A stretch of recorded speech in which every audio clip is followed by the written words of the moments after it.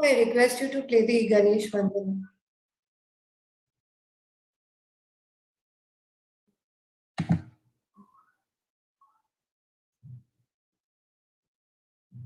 Good evening, everyone. Good evening. Hi, everyone. Sorry, having some issues with the speaker. Evening, Dr. Ian. How are you?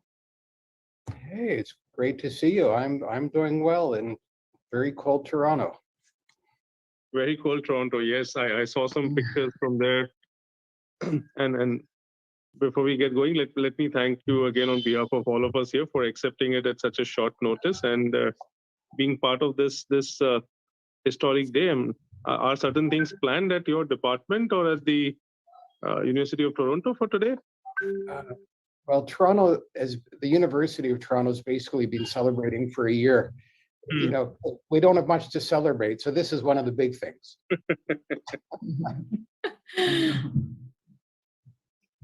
Okay. So I will be all yours and Firdaus and all to get started if you're on time. And hi again to everyone, Lotika, Hello. Sonali, Nikhil, everybody who's joined in. Now, I have, just so I'm sure, I have 20 minutes exactly. Is that right? Yes, and then we've kept some 5 minutes after that as a buffer, just in case there are questions. But this is more of a historic thing. Yours is more of a insulin discovery oration of sorts. So we just get that as a buffer so that then you can be off to your rescheduled patients this morning. Thank you. Right. Thank you.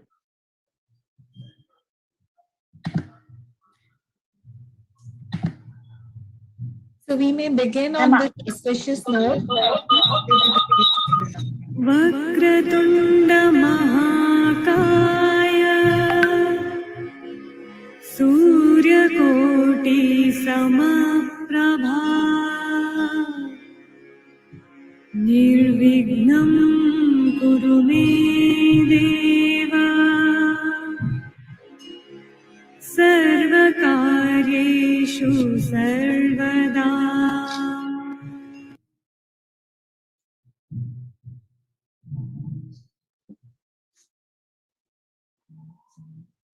Are you starting? Go ahead, Mama.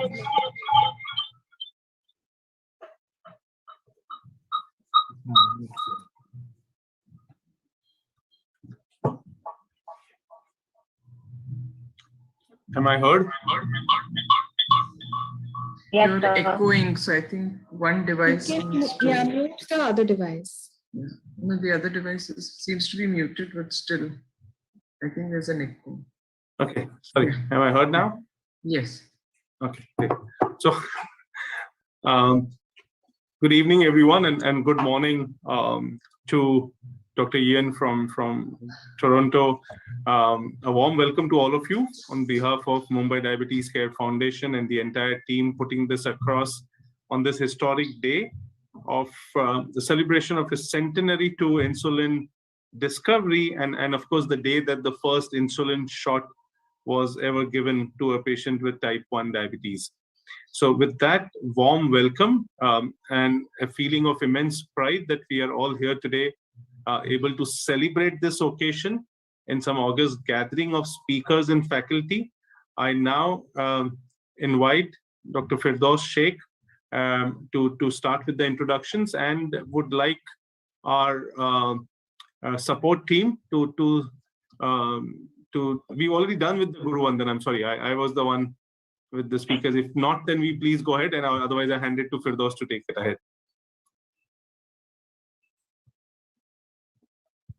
So we are done with the press. So I think we can start. Let's start. Okay. All right, ma'am. Good evening, everyone. I'm Dr. Firdaus Sheikh. On behalf of Mumbai Diabetes Care Foundation, I welcome you all. We are gathered here today to discuss and celebrate one of the most miraculous drug discoveries in the history of medicine, which is insulin. Amongst all the various groups of medicines which are available today for the treatment of diabetes, there is only one innovation that has won a Nobel Prize, and that is the discovery of insulin.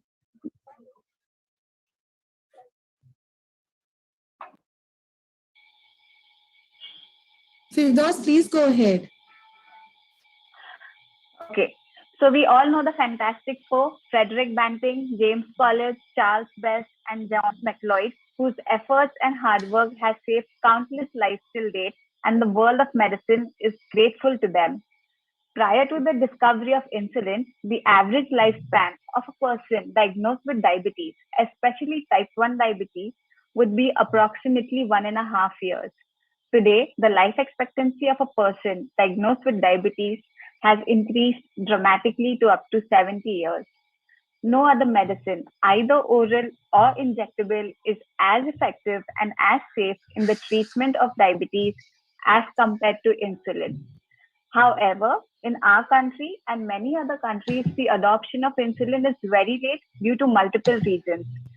So we believe there is no better way to commemorate the 100 years of insulin than to have a scientific symposium with the best and the leading doctors in diabetes management who have joined us today to further educate and enlighten us. So let's dive into the first topic of the evening, the discovery of insulin by Dr. Ian Bloomer, sir. Dr. Ian Bloomer, he's an endocrinologist in Toronto, Canada.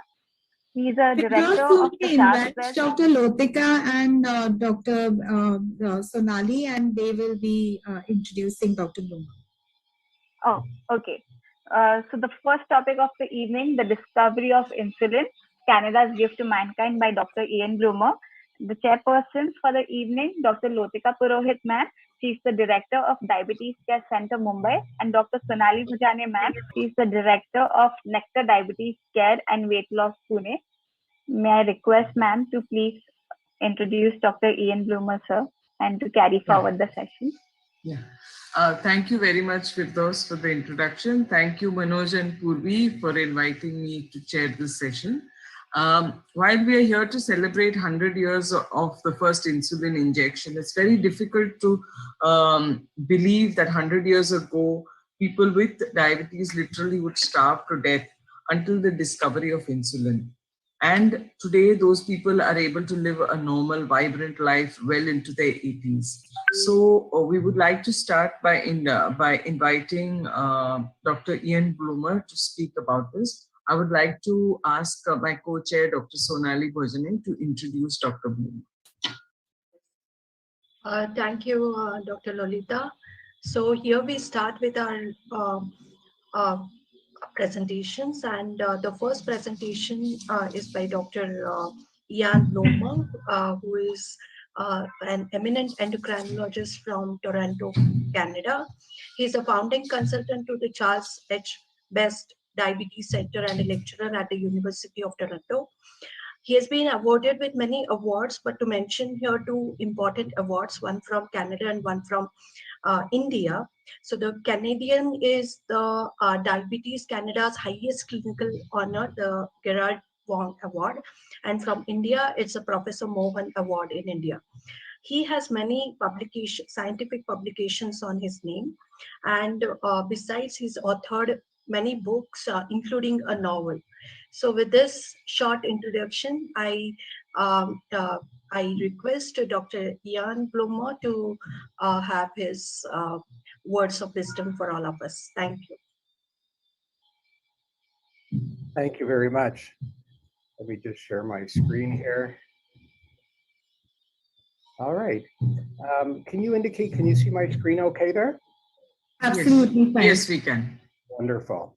So it's really an honor to be invited to speak on the discovery of insulin. You know, it's so incredible to think that in 100 years on this very day that insulin was first given. And, you know, I don't know how many of you have visited Canada and Toronto. So Toronto is having an incredibly cold day today. In fact, right before we started this, I looked, and this will blow you away. In Toronto today, it is as cold as the top of Mount Everest. Isn't that mind-blowing? Anyhow, it's going to warm up later today. So I was asked to speak on the discovery of insulin, and it's truly a pleasure and an honor to do this. So by way of background, a while ago, it was January of 2009, I received my issue of Diabetes Care, which you probably all read as well. It's the world's preeminent diabetes journal. And it was a very unusual cover. to that particular issue. And there was this letter written by a child. And I thought, that's very peculiar for a scientific publication. So I looked a bit more closely at it. And what I noticed was the letter said, and it was, you can see the date up there, December 21, 1922. It said, "Dear Dr. Banting, hope you arrived safe and well. The same day you left, I gathered some nerve together and gave myself the insulin, and I've been doing it ever since. I am feeling great." I thought, wow, that's interesting. And it turned out that letter was written by a young girl. Actually, it was a young girl who avoided death because of the recent discovery of insulin. And it was quite fascinating as I read more about it, that young girl's survival, that one individual changed the course of history, because she became the mother and then a grandmother to one of the most famous diabetes researchers in history. And some of you may know her. I had the honor of being a friend of Lois Jovanovic. And she set basically the standard of care for managing women who are pregnant with diabetes. So I asked her more about her story. I was so fascinated by this. And what she said was that when these were her words, I actually asked her to write a little note. She said, let me just back up there. She said, "My great-grandfather," this is way back, "sent a letter to Dr. Banting in Toronto." You can see where she was. Her grandmother was in Winnipeg, up there on the left, in Toronto, which is where I am, pleading to him to help because my grandma just developed diabetes and was dying. And Dr. Banting responded that he would help if the family could keep my grandma, these are Lois's words, alive for the long trip to Toronto. There were no planes back then to take people between cities. And she says, "My grandma survived the trip and was given insulin. Thanks to Dr. Banting, grandma lived." As you all know, before the discovery of insulin, there really was no effective treatment for diabetes. And when I say diabetes, basically all diabetes back then was type 1 diabetes. The prognosis was grim, and it was basically a death sentence.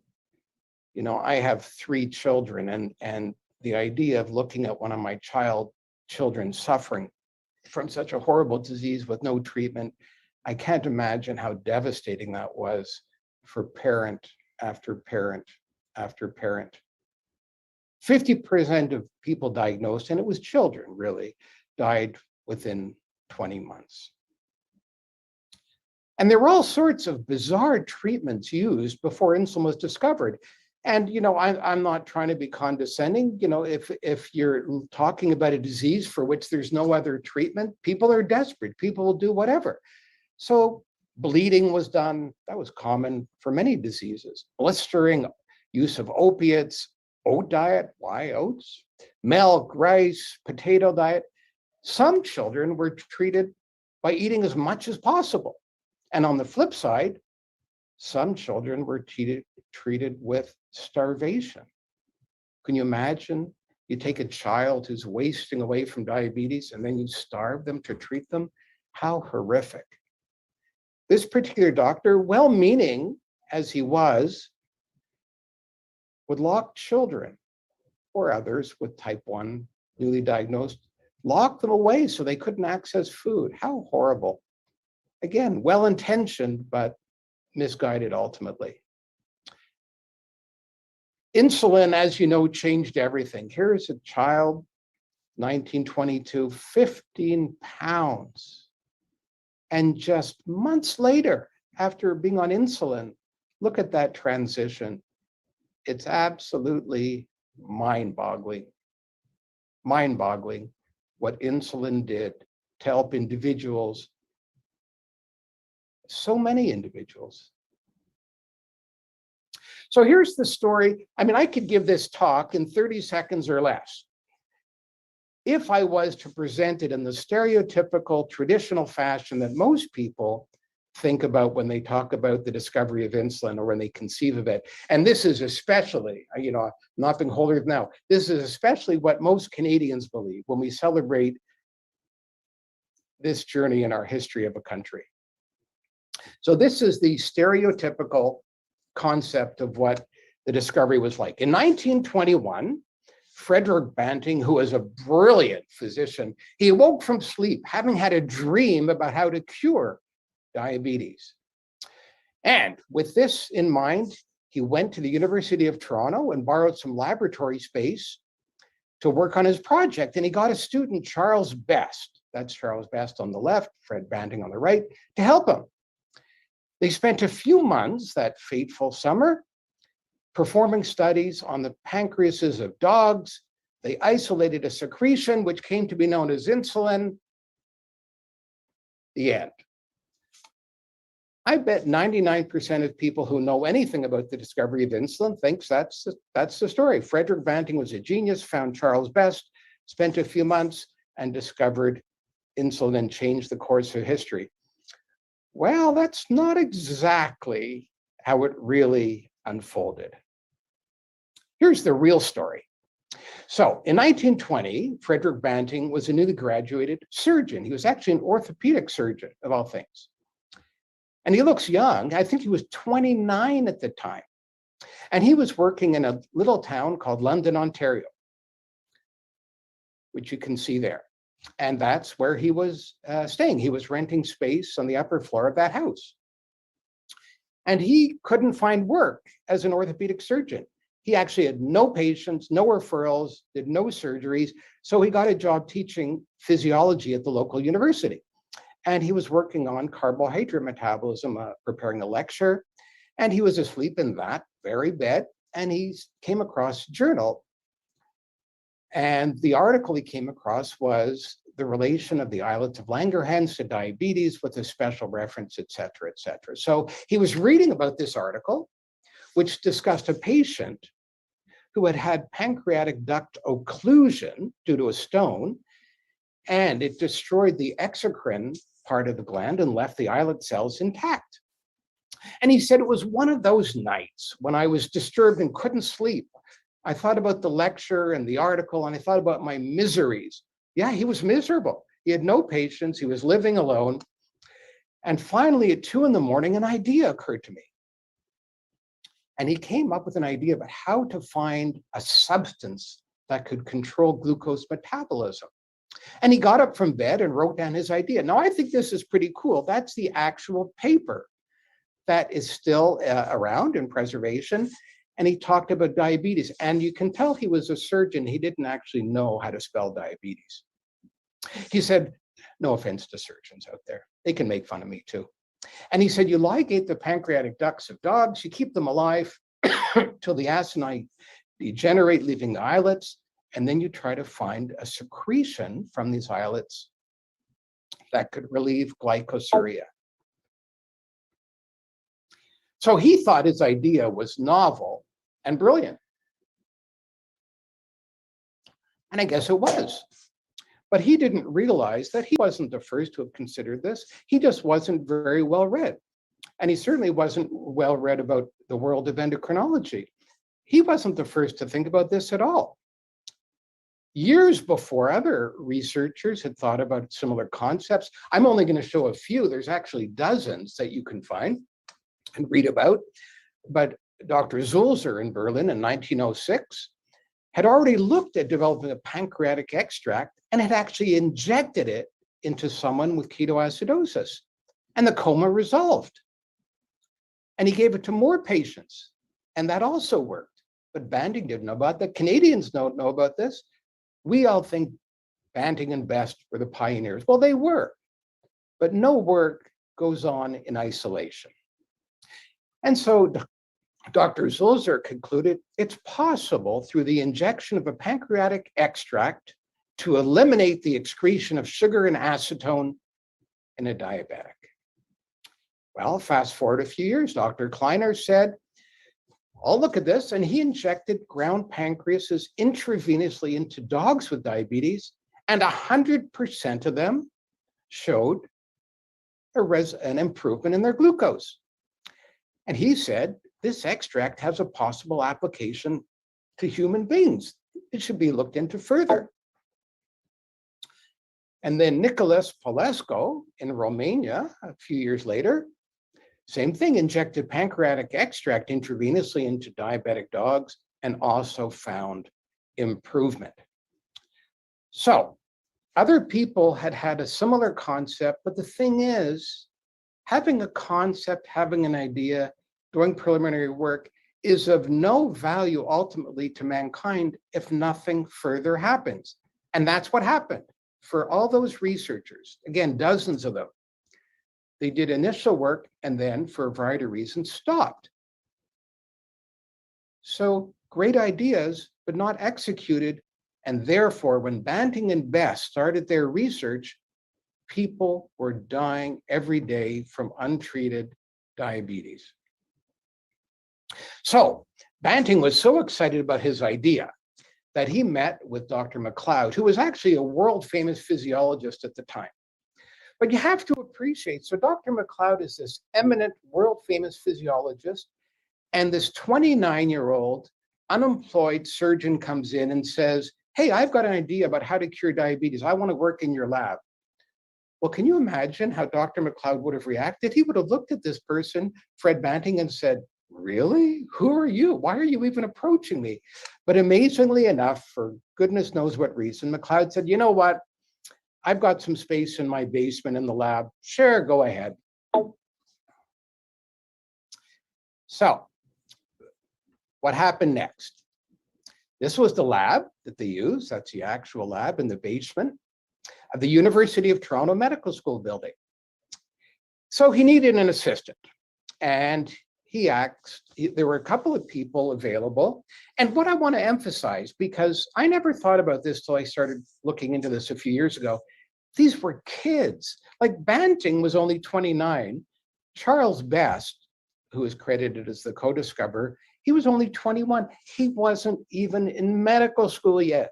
He was an undergrad science student. So these two folks, they tossed a coin to see who would work first. Charles Best won the bet and ended up getting the job. So what happened then? Well, things progressed incredibly quickly. In just the span of a few weeks, they made immediate progress. So they removed atrophied pancreases from dogs. They got an extract.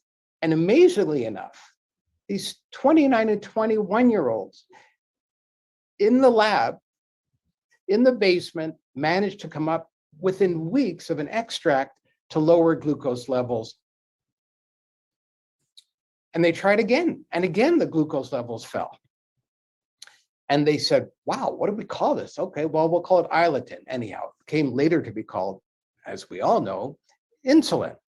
So what happened then? So Charles Best, in the summer of 21, wrote a letter to a friend. I think it's great to have this. He says, if what I'm working on is a success, I'll be famous.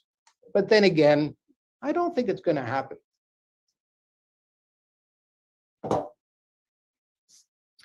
And then MacLeod, again, the professor MacLeod, wrote to Banting and he said, if you can prove that such an extract really has the power to reduce blood sugar in diabetics, you will have achieved a great deal. And this, I think, is telling. This is where MacLeod shows he knew the literature. He said, others have published similar results, but their proofs were not adequate because MacLeod was approaching it as a scientist. So after that initial success, what happened then? Nothing. Things went really badly. They tried and tried to take this solution, this material, and replicate their success. Didn't happen. And then they ran out of dogs. Oh, by the way, no time for it now, but it's actually quite controversial about where they found these dogs, but that's a story for another day. So they ran out of dogs, so they actually could no longer ligate these ducks. So they said it'd be way too long. So they actually started using the whole gland of a pancreas, which basically is totally different from Banting's original 2 o'clock in the morning idea. So they weren't making progress. So what did Banting and Best do? They said, we need someone to help us. And the unsung hero of the discovery of insulin is James Collip. He was in Alberta. He was in Calgary, which is in Western Canada, but he was a really good biochemist. So Banting and Best were desperate. They were going nowhere. And in fact, if they had not brought in Collip, insulin would not have been discovered by them. So Collip came in and joined them, and he was much more capable of purifying what later became known as insulin. But at first it didn't work. And I think this is so funny. At first he failed, and it turned out the material he was given was actually thyroid tissue. It wasn't even pancreas tissue. Well, no wonder why that's not going to help treat diabetes. But after that, Collip had success after success through incredible work and cleverness. And then he tried it and he injected it into a rabbit, and a rabbit became hypoglycemic. And lo and behold, Collip was really the first one to clearly, get this purified extract, and found it worked, at least in rabbits. So he said, we have obtained from the pancreas of animals a mysterious something. Isn't that a great phrase? A mysterious something, which when injected into totally diabetic dogs completely removes the symptoms of diabetes. It's a problem to isolate. No one has ever proved this would work. And then look at that, 100 years ago today, they took this extract and gave it to a human. 100 years today. I give you folks who organize this meeting all the credit in the world for timing it to be 100 years to the day. I think that's just awesome. In fact, this morning, as I was getting ready to leave my home, my wife said to me, did you know today is the 100-year anniversary of the first ever injection? And I said, as a matter of fact, I'm going to be talking on that very subject. Where was it given? The Toronto General Hospital, which is about a kilometer or less from where I live. It was given to Leonard Thompson, a 14-year-old boy who was said to be as thin a creature as ever walked the earth. And the stuff, as purified as it was still said to look like a thick brown muck. And it was injected, and Banting was waiting outside the room, wanting to know whether it was going to work. And the result? Well, it sort of worked. They were excited to see any drop in glucose, but not nearly to the extent they were hoping. And then the person got an abscess, and the researchers felt dejected and thought about giving up. Collip was said, oh, this is useless. All my work has gone for nothing. But they were tenacious. The child was dying. There was a slight improvement, so they got back to work. And McLeod said to a reporter, as you can imagine, the press was excited. We have no hope to offer anyone yet. Someday, maybe. Then he was given a second injection, January 23rd. So a couple of weeks later. And look at that drop in glucose. That's impressive, isn't it? Going from 28.9 down to 6.7. Can you imagine how excited the researchers were when they saw that?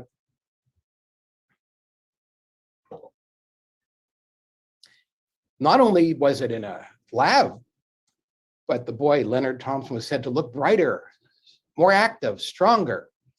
And then within weeks, like nowadays, this would never happen. Within weeks, they published their findings. And there you can see their signatures, some of them at the top in this journal. And they concluded these results leave no doubt that we have a therapy of unquestionable value in the treatment of diabetes. Just weeks or months before they were ready to give up. And now, February of 1922, they felt confident they had made a life-changing discovery. And the floodgates flew open. The press was all over it. And of course, they mistakenly called it a cure. You know what? Even the press nowadays calls insulin a cure, which really frustrates me. So worldwide attention, this is my favorite, a letter sent to the doctor who cures diabetes, Toronto, Ontario.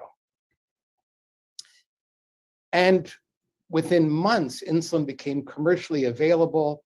As you know, the Nobel Prize was given to Banting and McLeod, but they shared it with their colleagues. So in summary, these are my conclusions. Without the work of this team of researchers, sure, insulin would have eventually been discovered. It's just like the light bulb would have been discovered. And so many other discoveries. Electricity would have been discovered, lots of things, but these people did it first. And even if they saved a year or 2 years before, it would have been discovered by somebody else, that year or two saved thousands of lives, including Lois Jovanovic's grandmother.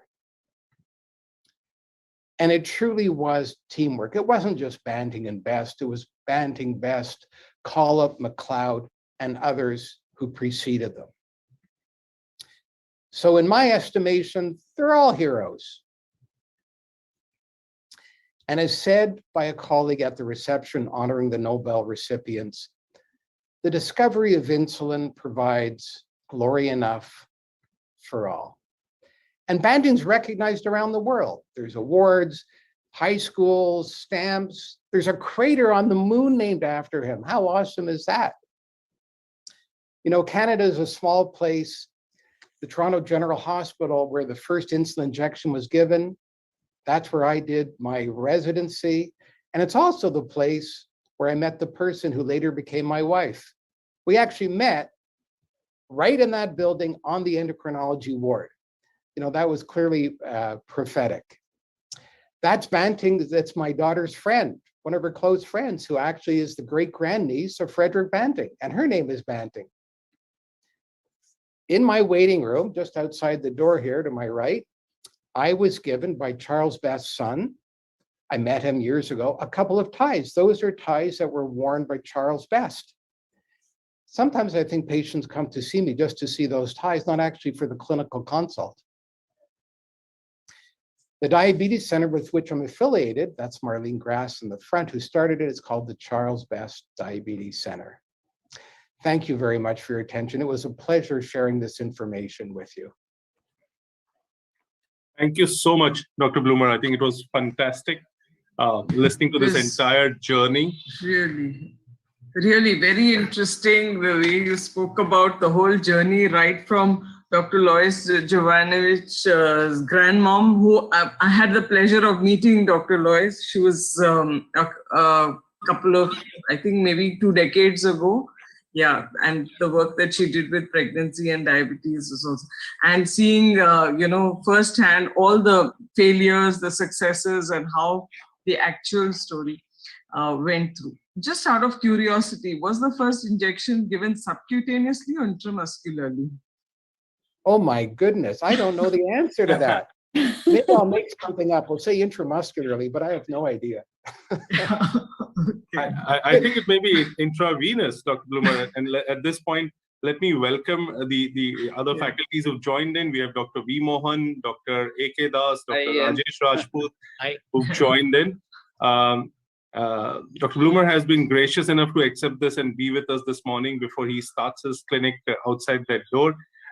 Any comments, any thoughts before he runs off and we move ahead? Yes, Dr. Mohan, sir. Because I got a mail from Ian this morning saying that happy to be with you in the same. So Ian, as you know, is a very close friend of mine, and he's been to Chennai several times.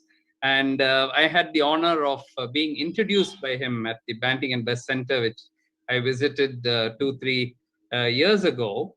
And he has shown me around a lot of the places there, and share very fond memories with him. Ian, you'll be happy to know that my next book deals with type 1 diabetes. It's in press right now. And I'll send you a copy of the, because I mentioned Gary Lewis also there. And I would love for you to have a look at it, and I'll send it to you. It should be out in the next couple of months. It deals with, so that's the talk I'm going to give now about how insulin came to India. Nothing was known about when insulin came to India. 50 years passed after I entered this field, and I just did not know who received insulin in India first. Luckily, we've been able to resurrect all of that, whereas Leonard Thompson and all our household names. But in India, we didn't even know who was the first doctor who gave it, who gave the first insulin, who was the first child who received it. Nothing was known until the 100th year of insulin, when we resurrected all that, wrote articles on it, and now a book is going to come out on that. So I thought I'll just share that good news with you, that we've been able to recreate part of that history which happen in India. And you'll be glad to know before you leave that in 1923 itself, insulin arrived in India. Thank you, sir. So all of you, you know that you need to hang in here. We have some wonderful sessions this evening, including Dr. Mohan talking about the insulin journey. Dr. Bloomer, just to let you know that a lot of us are aware about the work done by James Collip and how he continues to remain an unsung hero. So we, in fact, here did dedicate what is called as the Hypoglycemia Prevention and Awareness Program, the HOPE program. And in fact, we celebrate that on his birth date, which is 20th of November. And that's because he, to his credit, is the actual definition of hypoglycemia, injecting and recognizing that phenomenon. So we're trying to do our little bit in terms of recognition to James Collip. Well, that's Manoj, I like to mention one thing that as Mohan said, the Ian's talk was absolutely a story, and it was no tension, absolutely cool. And you were so observant the story that you developed of Ian. It was superb. And we lived those days of Collip, of MacLeod, of Banting and Best, and few others whom you described. Thank you very much for a very effective talk. We have heard so many talks, Mohan, regarding the 100 years of insulin. This is one of the very best. Ian is a superb speaker. Super speaker, Ian. Thank you very much. Thank you. Truly a pleasure seeing you all. I look forward one day to actually being there in person again. Yeah, sure. Of course. Okay, be well. Thank you for inviting me. Bye-bye. Bye-bye. Thank you. So after that excellent and an enlightening talk by Dr. Ian Bloomer, unraveling the mysteries around insulin discovery that we all seem to know so little about, we move on to the life after that initial historic insulin discovery. The road was riddled with challenges, and today, to our great fortune, we have stalwarts to help us understand these challenges and also find solutions importantly. I invite humbly our chairpersons for the next session, 100 Years of Insulin Discovery, Dr. Kiran Shah, who is a physician diabetologist from Mumbai at DTH, Diabetes and Thyroid Care Center, Mumbai, and also professor of diabetology at one of the most prestigious hospitals in Mumbai, JJ Group of Hospitals, and Dr. Reshma Tejale, who is a diabetologist at Ashoka Medicover Hospitals, Nashik, and a very dynamic person herself. Please take over.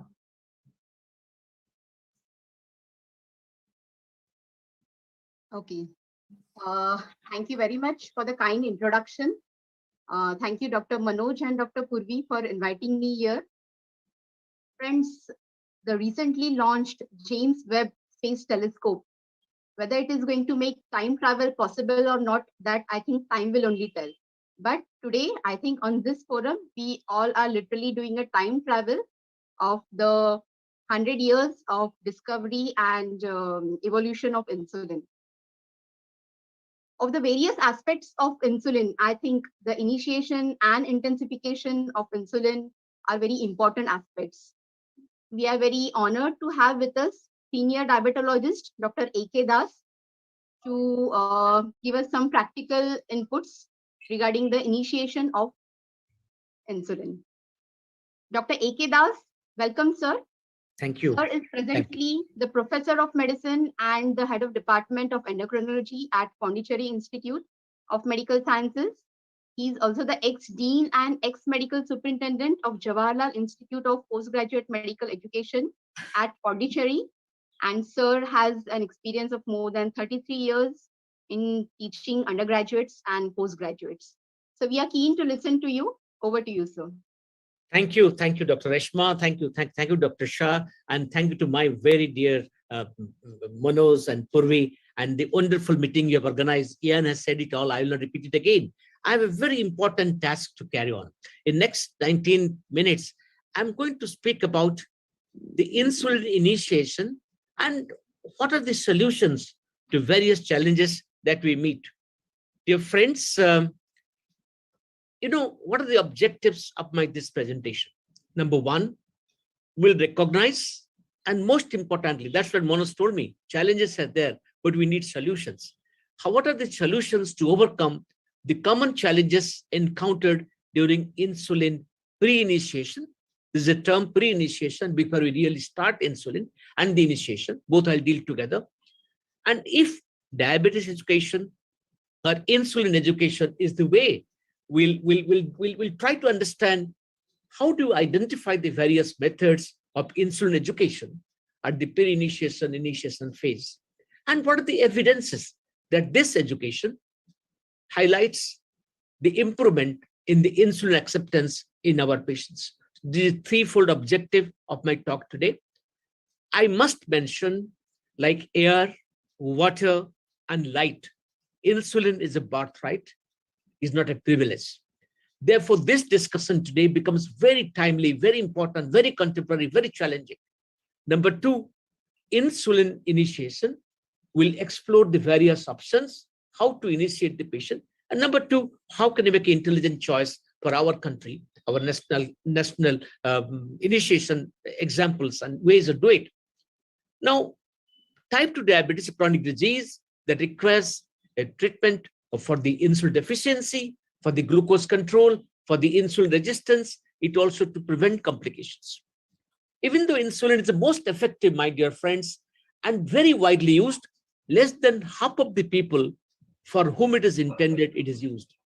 49%, 47% of the intended population use it abroad. In our country, Mohan and Manoj and Puri will agree with me, Reshma will agree with me, less than 30%, to be exact 29%, including along with oral 31% of use insulin for whom insulin is essential.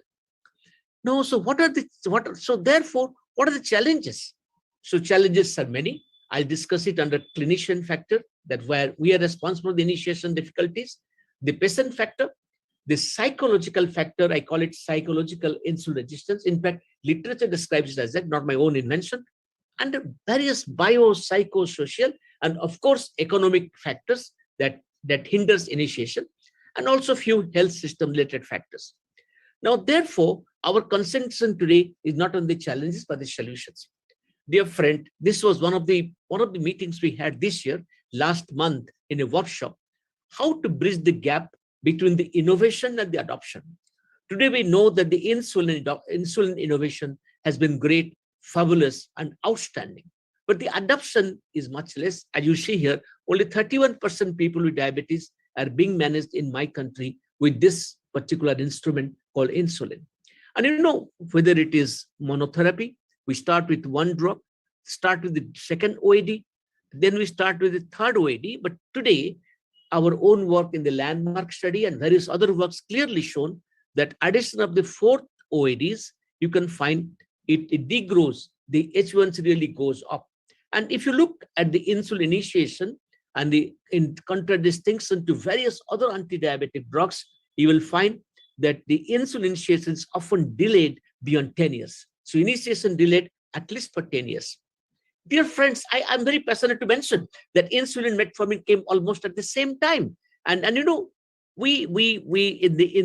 today we know that insulin is number one, number two, number three drug, and India has the pride of using it much earlier than it came to United States and Europe. Now, therefore, even though the insulin today has become the number one drug, insulin is standing far behind for the initiation.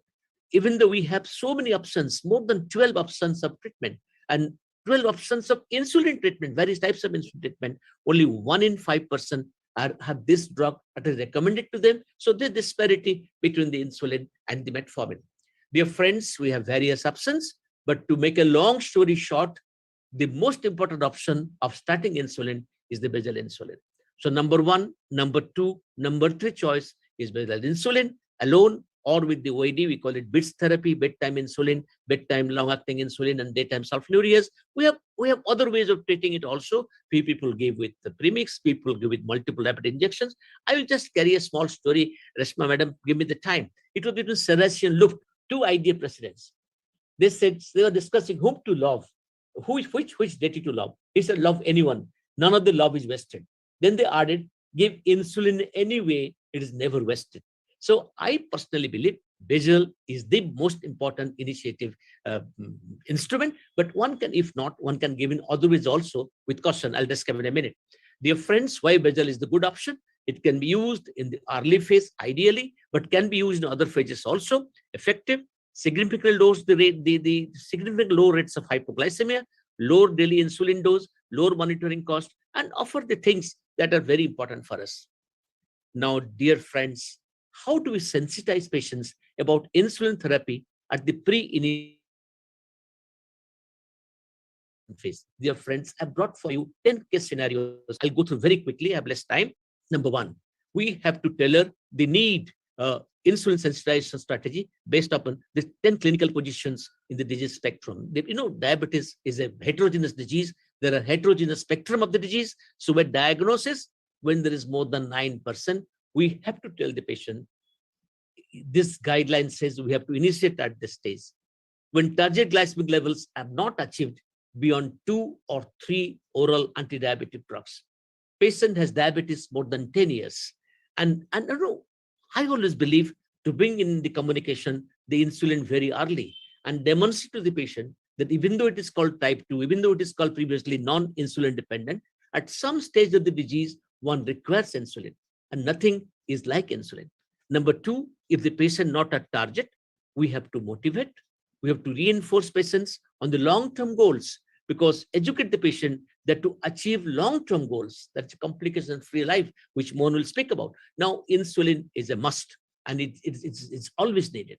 And also, we have to talk more actively. We'll call it the motivational interview. We have to provide information on insulin efficacy and safety and its role in preventing complications. I have no scientific evidence to tell before you, but have anecdotal evidences that insulin provides a longer life. Dear friends, the next case scenarios are 4. Number 2, again, more than 2 or 3 OADs on control. Number 2, patient developing complications because of lack of control. And glycemic control is not there. Therefore, we do not have a good quality of life. We have a lot of comorbidities and complications. Therefore, we have to educate the patient about the consequences of complications and the importance of insulin in deferring complications or even postponing the complications or even preventing it. So therefore, these are the solutions, some of the solutions to make the patient that we have to initiate insulin new. Please take it home, discuss with your family members and agree to this proposition, which is for benefit. We have to tell the patient, we have so many areas, so many gamuts of treatment, so many instruments, but insulin offers maximum glycemic efficacy. And insulin, it has been said rightly, quote unquote, insulin never fails. Any degree of hyperglycemia, insulin can bring it down, as you show in this particular cartoon. And we have to also say that you have some problems. We recognize it. We call it insulin distress. It has been widely discussed. And how does it impact diabetes management and how you can conquer it? Dear friends, we have to tell at the outset, I have got 6 mantras that I always speak to the patients at the initiation, long before the CCT and the UKPDS. It was told by the diabetologist that insulin gives a great sense of well-being. Forget about the control, great sense of well-being. It never fails. It can be combined with everything from sulfonylureas to SGLT2 inhibitors. Is an ultimate panacea for all treatment and can be used at every stage of the disease and help achieve for our patient a life which is dignified and full, FULL full, despite diabetes mellitus. Dear friends, when the patient has a lot of queries and emotions during the pre-initiation phase, when patient initiates the patients on the insulin therapy, they face a variety of complex emotions, which act as obstacle for timely initiation. I'll go through the distresses. Number 1, why insulin? For me, pills may be better. So number 1 is apprehension. Number 2, am I really sick? Can I not pull on further with orals? Denial. I'm not that sick. The fear of needles, the needle phobia, the distress, patient falls at our feet saying, don't start insulin. Have I failed to manage my insulin correctly? The hopefulness. Now, there are really some biomedical limitations like visual, tactile, or the elderly people motor dexterity. But dear friends, to make a long story short, we have technology today like click count, like various ways where we can take over these biomedical limitations. Psychological limitations is very important. I will come back to a minute. The fear of the social ostracization. is insulin taking diabetes. And the lack of financial support is a great issue in India. But today we have insulin for everybody, and it is available at the various prices, so one can really afford it, and government also supports it. We have negative reinforcement society. This I allow me to dwell 5 seconds. You know, I have written that this in India happens in abundance. Everybody was nothing to do with diabetes, nothing to do with society. They say insulin is a bad instrument of treatment. So there's a negative reinforcement. We have to overcome it. And RSGI really did a program to do away with the myth and say insulin is the best. Dear friends, what are the impact of this insulin distress on the management? Number one, it reduces the compliance. There's a greater psychological distress, more diabetes-related hospitalization, increased risk of complications, prolonged periods of poor glycemic control, and poor intensification, with my colleague Rajesh is going to describe to us. So distress has to be addressed by psychological counseling. Dear friends, how do we overcome these distresses? Number one, I call it AEP approach: ascertain, explain, and problem solving. Ascertain, explain, problem solving. Ascertain, we have to sit with the patient for the solution. Ask patient upfront, what is your fear? What is your real objection? What is your real concern? And take cues from that. I'll come back to a minute. We have a mnemonic called listen. I'll come to it in a minute.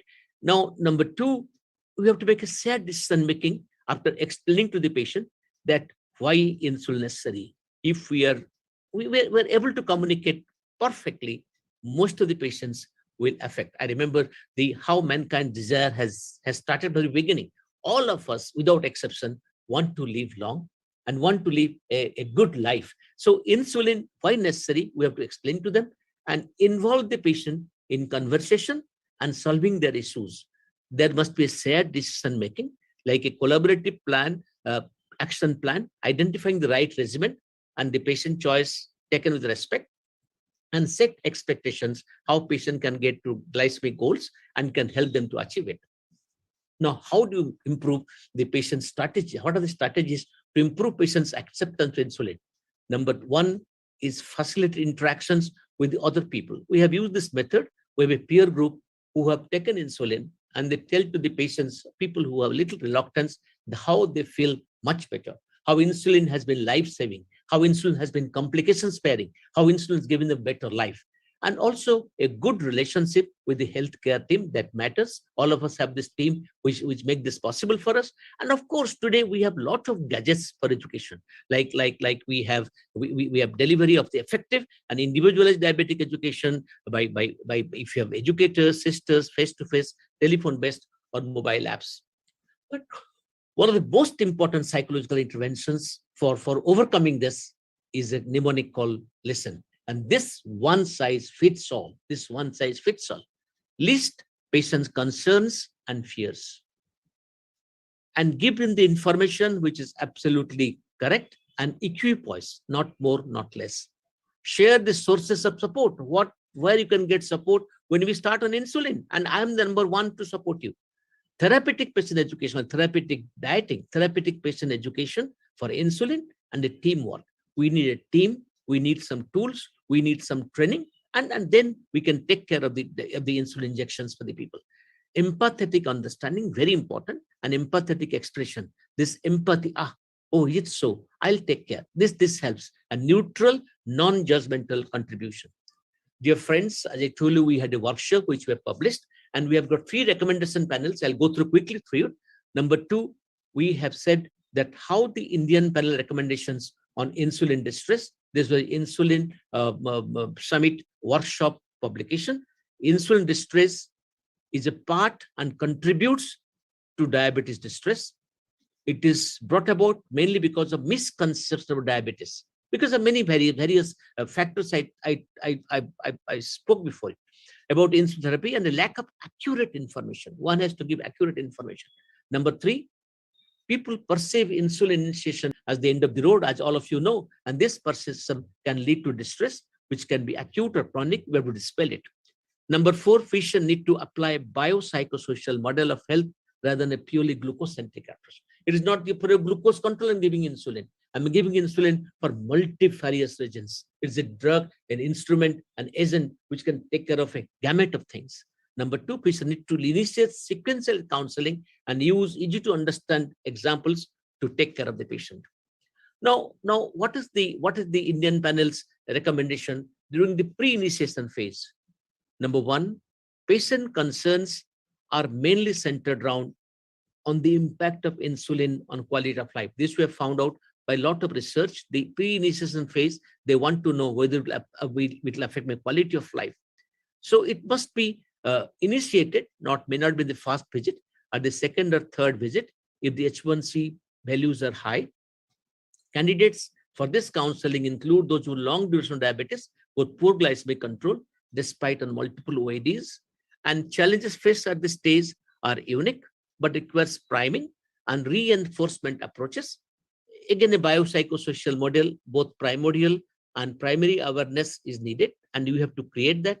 And the key message that has to be percolated down to the patient, that insulin therapy works, it is viable, it is safe, and it is excellent. And it just give an example, it is even used by the pregnant ladies and the children. So it has to be great. Now, what are the panel recommendations for initiation at the conversion? Patient concerns at this stage still focus on the impact on the quality of life. So safety, tolerability of the insulin reinforced at this stage. Few concerns need to be addressed, like proper injection techniques, site rotation, self-monitoring, and insulin uses, how one can use it very judiciously during religious fast, and the various ways of insulin delivery systems. Lack of diabetes educators is a challenge, but if we do it with our sisters, we ourselves, but we have many innovative solutions for delivery of open channel communications, as well as very user-friendly, very user-friendly way of addressing it. Tools that can be used by the physicians includes, we can give them starter kits, we can give them device demonstrations, we can give them the fast injection in our chamber, in our presence, they can take themselves, and it can be done very easily. Now, technology has helped us to do this. We have got patient influence is one factor, but the technology has helped us in a great way, that we have interviewing face-to-face, underlying the feeling about the insulin, either direct or through the video conferencing. We have group education, empowerment of by sharing information, and also we make them feel they are educated, supported, and empowered. We have a lot of web-based programs and mobile health apps which can be given to the patient, and here the patients play an active role in ensuring their own long-term health, and they accept it. And of course, if we have educators, we do them. Does diabetes education programs improve? What are the evidences? I'll give two papers. One is from one of my students, Dr. Mokta, J. Mokta, published in JAPI, and you show that after the education, it has gone from a whooping from 8% or 7.9% to 42.6 to 65%. So education definitely helps, and education improves the insulin acceptance, quality of life, and well-being. And this is, we did it that time, he did it, Dr. Mokta, the round-tree group education, and has been very rewarding. Now we have motivational interview. What is motivational interview? Motivational interview is a client-oriented. Here, the person with diabetes-oriented counseling method that is thought to improve psychological insulin resistance and insulin acceptance and behavior.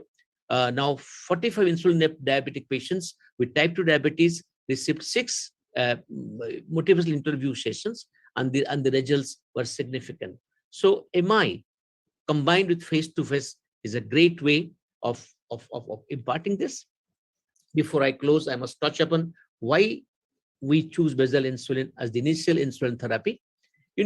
All the guidelines, IDF, RSSDI, ACE, ADA, latest one, which came last month, IDF 2017 till 2016 said that premix can be one of the ways of starting of initiating insulin. But today, from 2016, 2017 onwards, it has said basal is the key. RSDA 2019 said that it is basal is the way. Premix can be used. ACE said only basal. ADA said only basal. So ADA 2022 latest guideline recommend basal insulin as the quote most convenient initial insulin regimens, unquote, in the patients with type 2 diabetes mellitus. And I've told the benefits much before. Dear friends, before I close, I must tell you that physicians can face resistance to insulin from their patients due to some patients' beliefs, myths, and some misconceptions, and as well as a few clinical realities of diabetes treatment. That does exist, but we have discussed today what are the solutions to overcome it. Pre-insulin education. I mean, in the beginning of diabetes diagnosis, show them that you may need it. Patients know that it's a wonderful instrument to treat. Pre-insulin education, as well as patient education at every stage of diabetes is crucial for improved insulin acceptance and adherence to insulin treatment. And we have to use simple, easy to use basal insulin accompanied by adequate insulin education to improve the adherence to insulin therapy and increase patient acceptability. Dear friends, these few tricks can provide acceptance for the insulin initiation, the solutions to the hindrances of insulin initiation, and these small things can produce great changes and change the destiny of the patient. Thank you very much for a very patient hearing. Thank you, sir, for an excellent talk, and especially the mnemonic listen was something new to me in my clinical practice. I'm definitely sure every one of us would definitely use it in helping us passing to the solution to initiate insulin. Moving on to our next speaker. Kiran, can we have one question to Dr. Das? One question. I know, Kiran. Yes, Manoj. Sir, you spoke again beautifully about the initiation and the solutions to that which has evolved. From the Indian perspective, sir, do you still feel for initiation of insulin, it should be basal, or we still have scope for premixes in the Indian context? I'll tell you, I'll give an answer to that. Give me 2 seconds.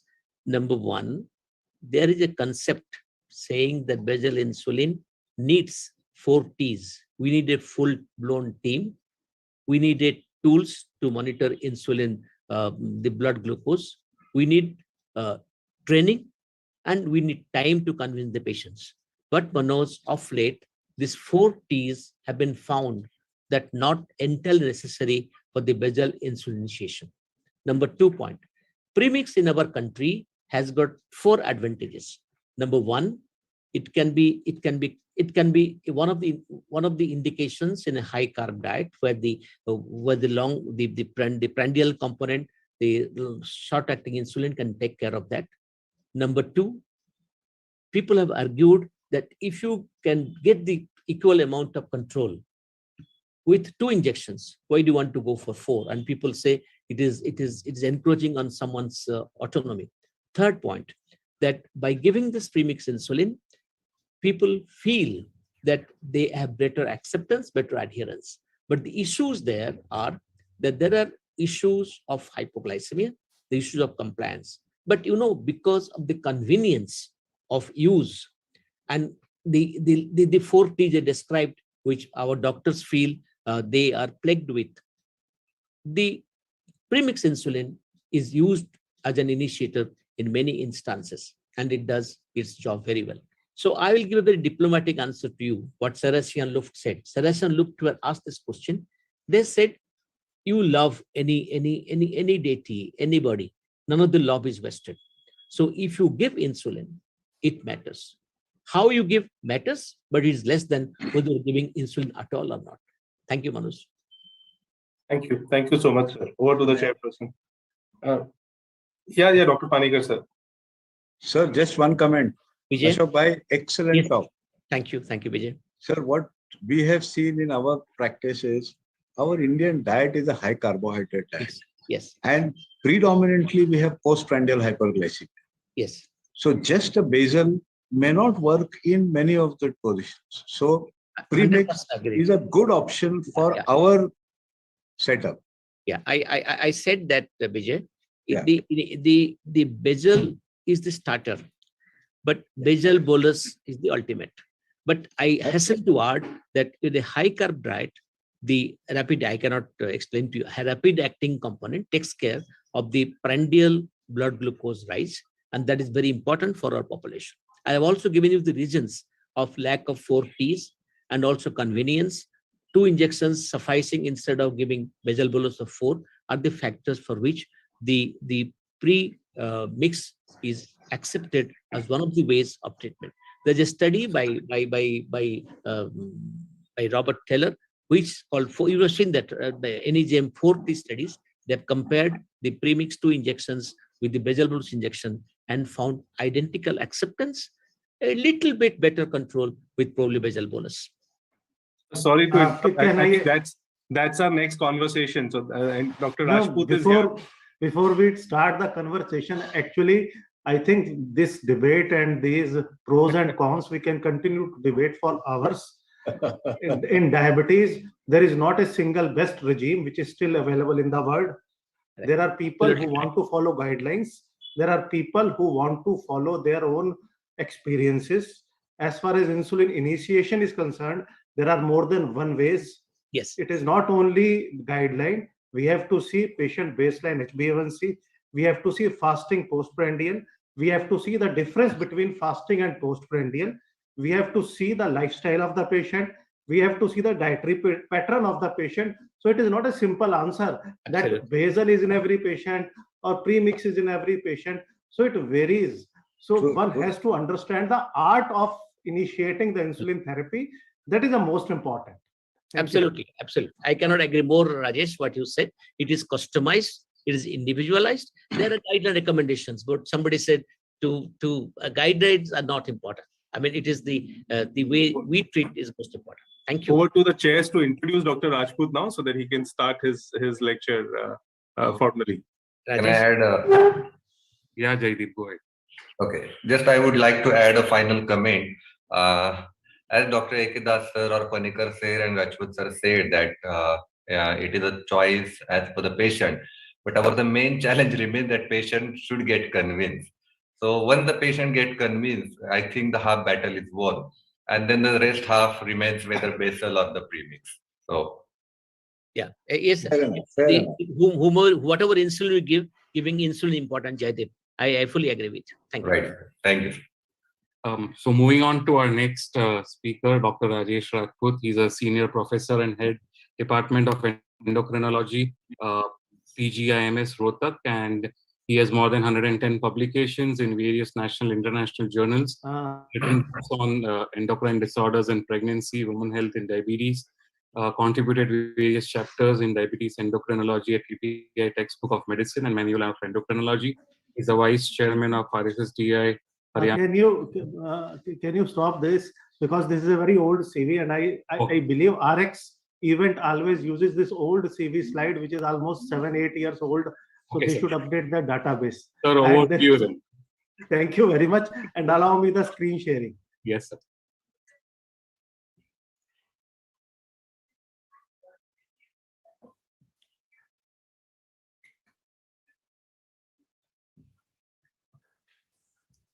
Good evening. Very, very good evening, sir. I was just telling Rajesh that you send your please new CV also. Yeah. We will send Bansi. Right. So thank you very much. I like to thank Dr. Manoj and entire team for inviting me for this centenary celebration of insulin. My slides are visible? Very much. Okay, thank you very much. So you have listened about insulin initiation, and Dr. Das has actually focused basically about barriers of insulin initiation, how to overcome those barriers of insulin initiation. And to me, over the years, so many years now, virtually, I have learned, and as last comment by Jaideep, actually, to me, patients are never a barrier to insulin initiation. It is doctors who are actually the biggest barrier to initiation. And if we still conduct a throughout country study, doctors have their unsaid barriers for initiating insulin therapy. And there lies actually the role of conducting all these CME programs, so that at least first we can make our own colleagues understand the importance of initiating insulin therapy right in time. Having said this, I have no conflict of interest, and this is briefly the agenda which I am going to discuss. You have listened that insulin has to be initiated, but when we see our patients of type 2 diabetes, how much you're giving plain in the morning we give? Sir, Dr. Das sir, please mute yourself. Sorry. So when we see patients of type 2 diabetes, the first question often which comes to our mind is, when will most patients need insulin therapy? Now this is taken from UKPDS. And if you focus at year 0, that is when diabetes is diagnosed, already more than 50% of the beta cells are lost. And those who are practicing diabetes, large number of them actually are seeing patients whose diabetes duration is more than 6 to 10 years of duration, which means more than 70 or 80% of the beta cells are lost. And if we understand the natural history of type 2 diabetes, where it does not have therapies which can actually change the natural history of progression, then probably most people will need insulin therapy at some point of their natural history of type 2 diabetes. Also, it needs to be understood that maximum effectiveness of oral drugs is seen at half the maximal marketed dose. There is no point in giving glimepiride, gliclazide, glibenclamide, whatever drugs we are using in 3 times, 4 times, 20 milligrams a day. Hardly we can achieve the efficacy as far as glucose lowering is concerned when the dose is more than half the maximal. And then, before I come to the topic, why late initiation and intensification is harmful. Now you have initiated, it is not, question is not only initiation. As I have told you, diabetes is a lifelong disease. And after initiation, and as the current consensus goes on, patients are initiated with insulin therapy on a safe dosage, because we are not going to harm the patient. This is what we have been learned in our medical schools. So once patients are initiated, they have to be followed and their insulin has to be intensified. Apart from that, as diabetes is going to progress with the time over the year, even your initial insulin therapy, which is effective now, may not be effective 1 year, 2 year down the line. So again, patient need intensification, which means intensification is a lifelong process with our patient. We have to be patient and the doctor are to be in continuous touch with each other so that timely intensification is done. And by doing timely intensification only, we can bring HbA1c to less than 7%. And if this is not done in time, this I have taken from VADT, this is an extrapolation, we will generate lots of bad legacy effect. And there is no point, once patient has lived with poor glycemia for 5 to 10 years, then whatever costly forms of therapy we are going to use, it is not going to benefit patient in the same way. So friends, intensification is a continuous lifelong process of our type 2 diabetes. When we initiate, we have to also teach our patient about the importance of continuous follow-up and intensification of the therapy accordingly as the time goes on. It should not be that it has been initiated now and then patient forgets, doctor forgets, and he land up with complication. And why I am saying so with so much of power, that if you see, if we are not able to maintain HbA1c less than 7% over a long period of time, it will result in microvascular complication, macrovascular complication, and we often forget that overall when these complications develops, the cost of diabetes management increases. It is 22% higher when patient has not developed any complication, which means we have to intensify in a time. Not only that, we have to understand, in last lecture, it has been discussing that basal insulin therapy in majority of guidelines is currently recommended as a therapy of choice for initiation. But if you see data which are published recently, only 30% of the patient with type 2 diabetes on basal insulin actually achieve an HbA1c of less than 7%. So it is good in a percentage of patient, but it is not good in always all type of patient. Not only that, once it has been initiated, it has to be intensified. And the reason is we have number of ways to intensify. And over basalization, this is a very recent paper published in 2019 in Diabetes, Obesity and Metabolism, that over basalization is a concern. Now, what do we mean by over basalization? In this study, they have studied patients of type 2 diabetes, tried to find out as dose of basal insulin keeps on increasing, the amount of glucose lowering effect. But this glucose lowering effect of increasing basal insulin dose is not linear. In this study, they have shown that up to 0.3 unit per kg, there is a marked reduction in fasting plasma glucose. But as we move from 0.3 to 0.5, the effect of basal insulin on glucose lowering decreases, and beyond 0.5, as you see, when we move to 0.6 and 0.7, hardly there is any difference in glucose lowering. What basal insulin is adding is weight gain, the risk of hypoglycemia. So the basal insulin dosage of more than 0.5 international unit per kg per day have decreased impact on glucose lowering, but at the same time, it brings the disadvantage of weight gain as well as hypoglycemia.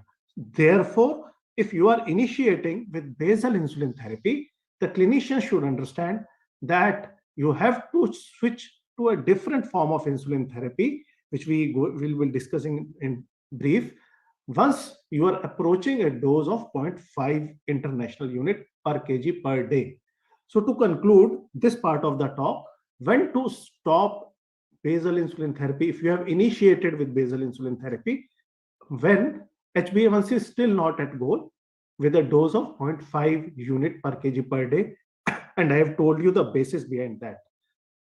When you have continuous HbA1c more than 7%, despite your fasting plasma glucose coming into the target, which means it's time we should target postprandial glucose. Next, when you're trying to increase basal insulin, but patient is experiencing nocturnal hypoglycemia, which means further increase in basal insulin is probably not going to help. So these are the scenarios where we should shift from basal insulin to some other insulin, or we should intensify to some other. Now, coming to the intensification, what are the options for intensification? Now, as I've told you, while discussing after the first lecture, there are a number of ways we can initiate. We can initiate with basal insulin therapy. We can initiate with once a day premix insulin therapy, or we can initiate with twice a day premix insulin therapy, or in a subset of patients like pregnant individuals or women, or like patients who are having on steroid therapy, having predominantly postprandial hyperglycemia, we can initiate with prandial insulin. And if your glucose levels are not coming into target, we have to intensify from this initiation regime. So there are a number of ways. From basal insulin, we can go to basal plus, basal bolus, twice mix, daily premix insulin therapy, insulin co-formulation therapy. So there are a number of ways by which we can intensify, and a new way to intensify the insulin therapy, if we are using injectable, is giving basal insulin along with GLP-1, which we will address very briefly at the end of this lecture. So there are a number of ways by which we can intensify from initiating insulin therapy. Now let's go to the next part of the lecture. As I have told you, there are a number of ways to achieve it. And obviously, if you see the literature, basal bolus is considered as a gold standard, but unfortunately, it is associated with at least 4 pricks in a day, brings lots of inconvenience, lots of monitoring, and is not accepted well by the patients. Physicians are not much conversant. So we have to find out an alternative solutions to that. And in Indian scenario, from basal insulin, intensification to with premix or with co-formulation is one of the ways. So if you see your patient who has been initiated on initial basal insulin therapy, you can go to an intensification with premix or with co-formulation. Now in next part of my lecture, I am going to briefly discuss about a co-formulation, which is IDAC-ESP. Now what is difference between premix and a co-formulation? Now if you see, co-formulation is a preparation where 2 components of the insulin, that is basal component and rapid acting component, maintain their distinct identity. In contrast, in a premix insulin, they are mixed with each other. The result is a cloudy mixture. In contrast, a co-formulation is a clear mixture. And a big advantage, as we are going to discuss a real world study, that you have to resuspend a premix preparation, in contrast to a co-formulation where resuspension is not needed. And PK/PD of individual insulin components are well preserved in co-formulation. However, because of the prandial component, even the half-life or end of the life of basal component is somewhat altered with premixed components. It is not only that insulins are available only as a co-formulation. There are co-formulation of basal insulin with GLP-1 RAs, that is daglutide plus liraglutide and glargine plus lixisenatide. As I have told you at the end of the lecture, I will briefly discuss, because this is another way to intensify the insulin therapy. Now coming to IDEC-ESP particularly, which I will like to discuss. This is a trial which is published again in 2019 in Diabetes Research Clinical Practice, where use of IDEC-ESP initially as OD and then BD is compared with basal bolus insulin therapy. The basal insulin used here is glargine, and the short-acting insulin used is aspart. At week 26, this study has shown that with use of IDEC-ESP twice a day as compared to basal bolus insulin therapy, there is an identical similar 1.1% HbA1c reduction. But then what is difference? The difference is 12% lesser dose of insulin requirement, lesser risk of hypoglycemia to the tune of 45%, and this can be done in a single pen where insulin need not to be resuspended, in contrast to 4 injections in a day, which means it will also improve patient compliance as well as acceptance, and also provide confidence to the physicians to find out a newer way to intensify insulin therapy rather than to remain dependent on basal plus therapy. Now, next I would like to discuss about an ARISE study. I do not know how many of us actually have known about this study. This is a real world study with IDEC-ESP.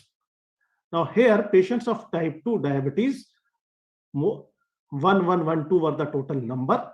They were given IDEC-ESP as per local practice. And this is a very recent presentation in August 2021.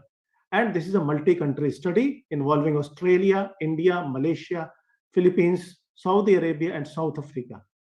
Key inclusion criteria were physician's decision to start IDEC-ESP, age more than 18 years, patients who were diagnosed with type 2 diabetes, treated with any anti-hyperglycemic agent other than IDEC-ESP, with an HbA1c available. And the study continued for 26 weeks. If we see the baseline characteristic of this study, this is almost identical to what we see in real world practice here, even in India, because India is also a part. Mean duration of diabetes is 13 years. Patients have a BMI of around 21 and with an HbA1c of 9.8%. If we see the previous anti-hyperglycemic treatments, 35% of the patients are only receiving OADs. 22% of the patients were receiving basal insulin therapy. 8% of the patients are receiving GLP-1 RA. 13% of the patients are on basal bolus insulin regime, and around 22% of the patients are premixed insulin therapy. If we see the frequency in which IDEC-ESP is prescribed in ARISE study, 52.2% of the patient prescribed it as a once daily dose, and around 47.6% of the patient prescribed it as a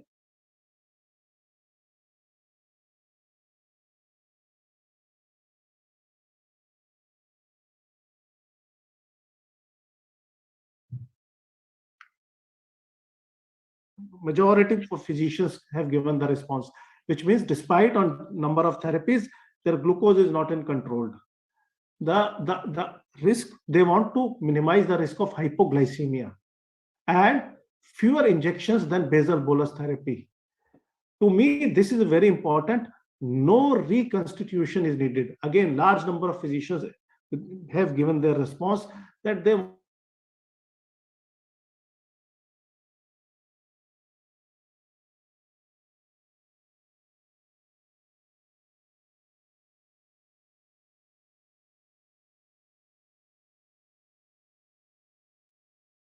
Just calling up Dr. Rajput.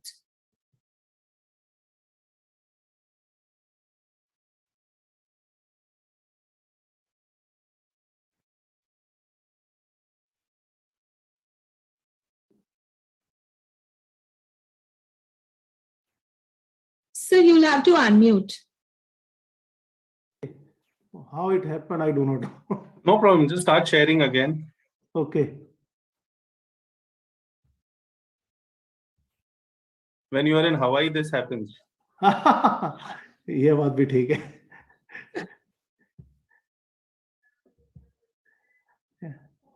Visible now? No, sir. Yes, yes. Yeah, yes, it is. Visible and audible? Yeah. Right. Yes, So sir. if you see the effect as per country, in Indian cohort, HbA1c has been lowered by 1.6%, in Saudi Arabia by around 2%, but overall if we see anywhere from 1.3 to 1.5% is a general lowering of HbA1c when patient is already on different type of insulin regimes. Their HbA1c is not under control, which means we need intensification. Now, if we see according to the treatment subgroup, which patient is receiving at baseline and when IDEC-SP is initiated, in those patients who are on OADs only, when IDEC-SP is initiated, HbA1c is lowered by around 2%. What Dr. Panikar was trying to tell that in India with prandial component too high in our meals, probably premixed might be a better option as compared to basal. And if we see basal bolus therapy patient, those who are on basal bolus insulin therapy with HbA1c not controlled, when their insulin is intensified with IDEC-SP, an additional 0.9% lowering of HbA1c is concerned. What is important is that significant reduction in HbA1c from baseline is seen irrespective of the baseline treatment when HbA1c is not in goal and the treatment is initiated and intensified with IDEC-SP. If we see resource utilization, now this is very important, especially in our country, where we often only talks about the cost of the drug therapy. But then what about the cost of visiting patient to the hospital, visit to emergency room department, loss of work days, loss of wages, cost of commuting from one place to other. In this study, they have shown that with IDEC-SP, there is a marked reduction in resource utilization once patient is initiated on IDEC-SP. Coming to hypoglycemia, first non-severe hypoglycemia, as you see clearly, these are the basal therapies. Once IDEC-SP is given instead of the baseline therapy, there is a reduction in non-severe hypoglycemia, and it is not only non-severe hypoglycemia. If you see, severe hypoglycemia is markedly reduced. So what is the aim of diabetes treatment? Aim of the diabetes treatment is not only HbA1c control, but achieving control of HbA1c without subjecting the patient to the risk of hypoglycemia. So the ARISE study, which is a real-world study, multi-country study, where initiation and intensification with a switch to IDEC-SP has been done, has shown that there is an effective HbA1c reduction to the tune of 1.6% in Indian cohort. There is an effective fasting plasma glucose control by around 52 milligram per deciliter in Indian cohort. There is an improved safety in terms of reduced non-severe as well as severe hypoglycemia, and there is a better resource utilization, which means significant reduction in outpatient visit as well as self-reported workday missed. So all outcome parameters, right from therapy efficacy to quality of life, are probably improved in ARISE study. Coming lastly to the agenda, that there is also other ways, as I have told you. It is not only that when patient is not controlled with basal insulin therapy, we have to only now go to premix insulin therapy or basal bolus insulin therapy. Now we are moving into an era where we can add GLP-1 RAs to insulin therapy, and I have discussed there is a combination of degludec with liraglutide and glargine with lixisenatide. The beauty of these combinations of basal insulin and GLP-1 RA, that by giving once a day administration, we are targeting both fasting plasma glucose and postprandial. At the same time, with use of GLP-1 RA, weight gain associated with insulin therapy is counterbalanced. So this is one of such study where effect of insulin glargine up titration versus insulin degludec and liraglutide is compared in patients of type 2 diabetes whose HbA1c is not in target. and this is dual 5 study. There is another study where IDEC-ESP is compared with basal bolus insulin therapy in dual 7 study. Now in dual 5 study, it has been observed that there is a significant reduction in HbA1c, and as you see, confirmed hypos as well as nocturnal hypos are reduced significantly with a weight loss of around 3.8 kg. At the same time, insulin dose is reduced by 38%. I am more interested in showing you the data of IDEC-LIRA compared with basal bolus insulin therapy. Now here, as you see again, clearly HbA1c is non-inferior, almost similar degree of glucose control. But if you see the advantages, 90% reduction in confirmed and nocturnal hypo. There is a weight loss of around 3.6 kgs, and insulin dosage is reduced by more than 50%. So friends, we are in an era where there are more than one ways to intensify insulin therapy. And on 14th of this month, we are going to have an oral GLP-1 RA. So probably those patients who are initiated on basal insulin therapy not coming under control, we are going to find out a new way to intensify, where now we are going to have a oral GLP-1 RA to be used along with basal insulin therapy to intensify treatment in our type 2 diabetic patients. To conclude, type 2 diabetes is progressive in nature. Timely insulin intensification and continuous follow-up is necessary so that patients should remain in target to avoid future micro and macrovascular complication. Indian reality of diabetes management actually demands simplicity, convenience, so that physicians can intensify and they should improve quality of life. Of all the options available, basal bolus might be a theoretical gold standard, but in real world, we need simple solutions. So insulin co-formulation, premix insulin therapy, or combinations of basal insulin with GLP-1 RA are actually now suited combinations for intensification of insulin therapy. Thank you very much. Thank you, sir. Thank you very much for an excellent talk. I think due to time constraint, I think we'll move on to the next. Manoj पहले से तैयार है. अभी one question at least. When Manoj is asking, there is no time constraint. No, we are running late and we appreciate it. No, please. I have started late. Fantastic. And you took us through the journey. My one question is, in your talk, you spoke about the worry of over basal insulinization. Now, in India, is really over basal insulinization the worry, or under basal utilization very often is the problem? Excellent, Manoj. Manoj, actually, it depends on where we are practicing. We see lots of patients, and I am honestly confessing, we see lots of patients who are on 40 units, 50 units, 60 units of basal insulin, and their glucose are not under control. So we have to actually change their entire insulin therapy, and patients actually within next 1 or 2 weeks started feeling wonderfully. On the other hand, you are absolutely right. Probably in primary care physician settings, those who are not well conversant with insulin therapy, their underutilization of even basal insulin therapy is a big challenge.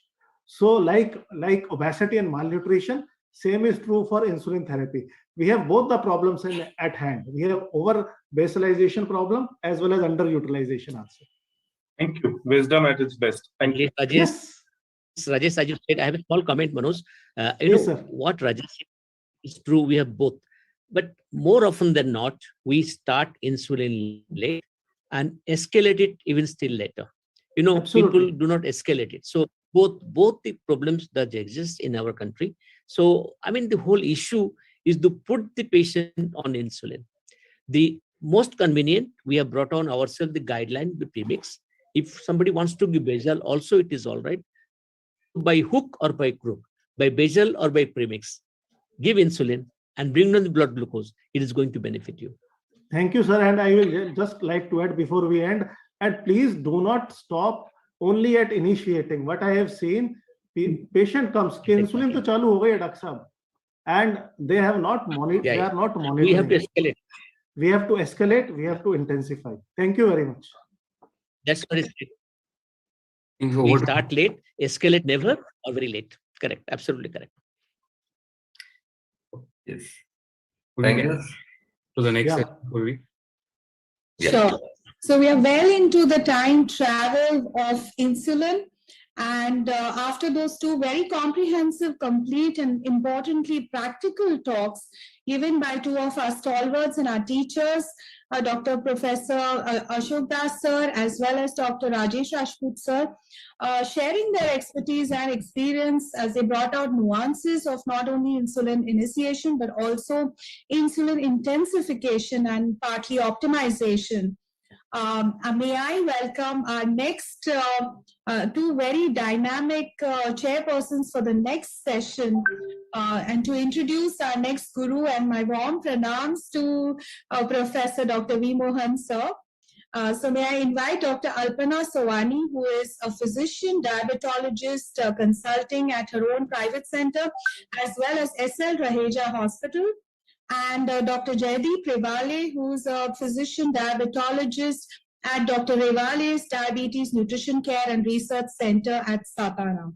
A very dynamic and multifaceted person himself. Over to you. Thank you.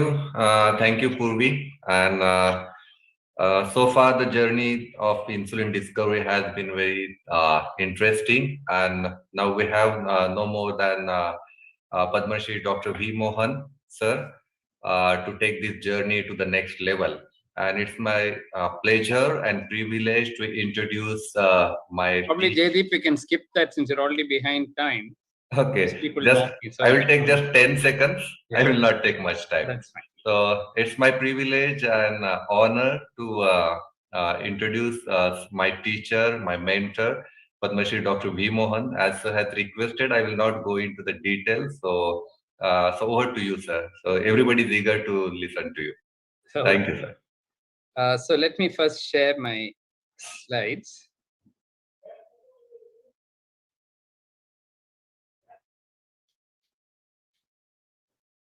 Is it seen? My slides are seen? Yeah. Yeah. Yes. Thank you, Manoj. Thank you, Purvi, for this invitation.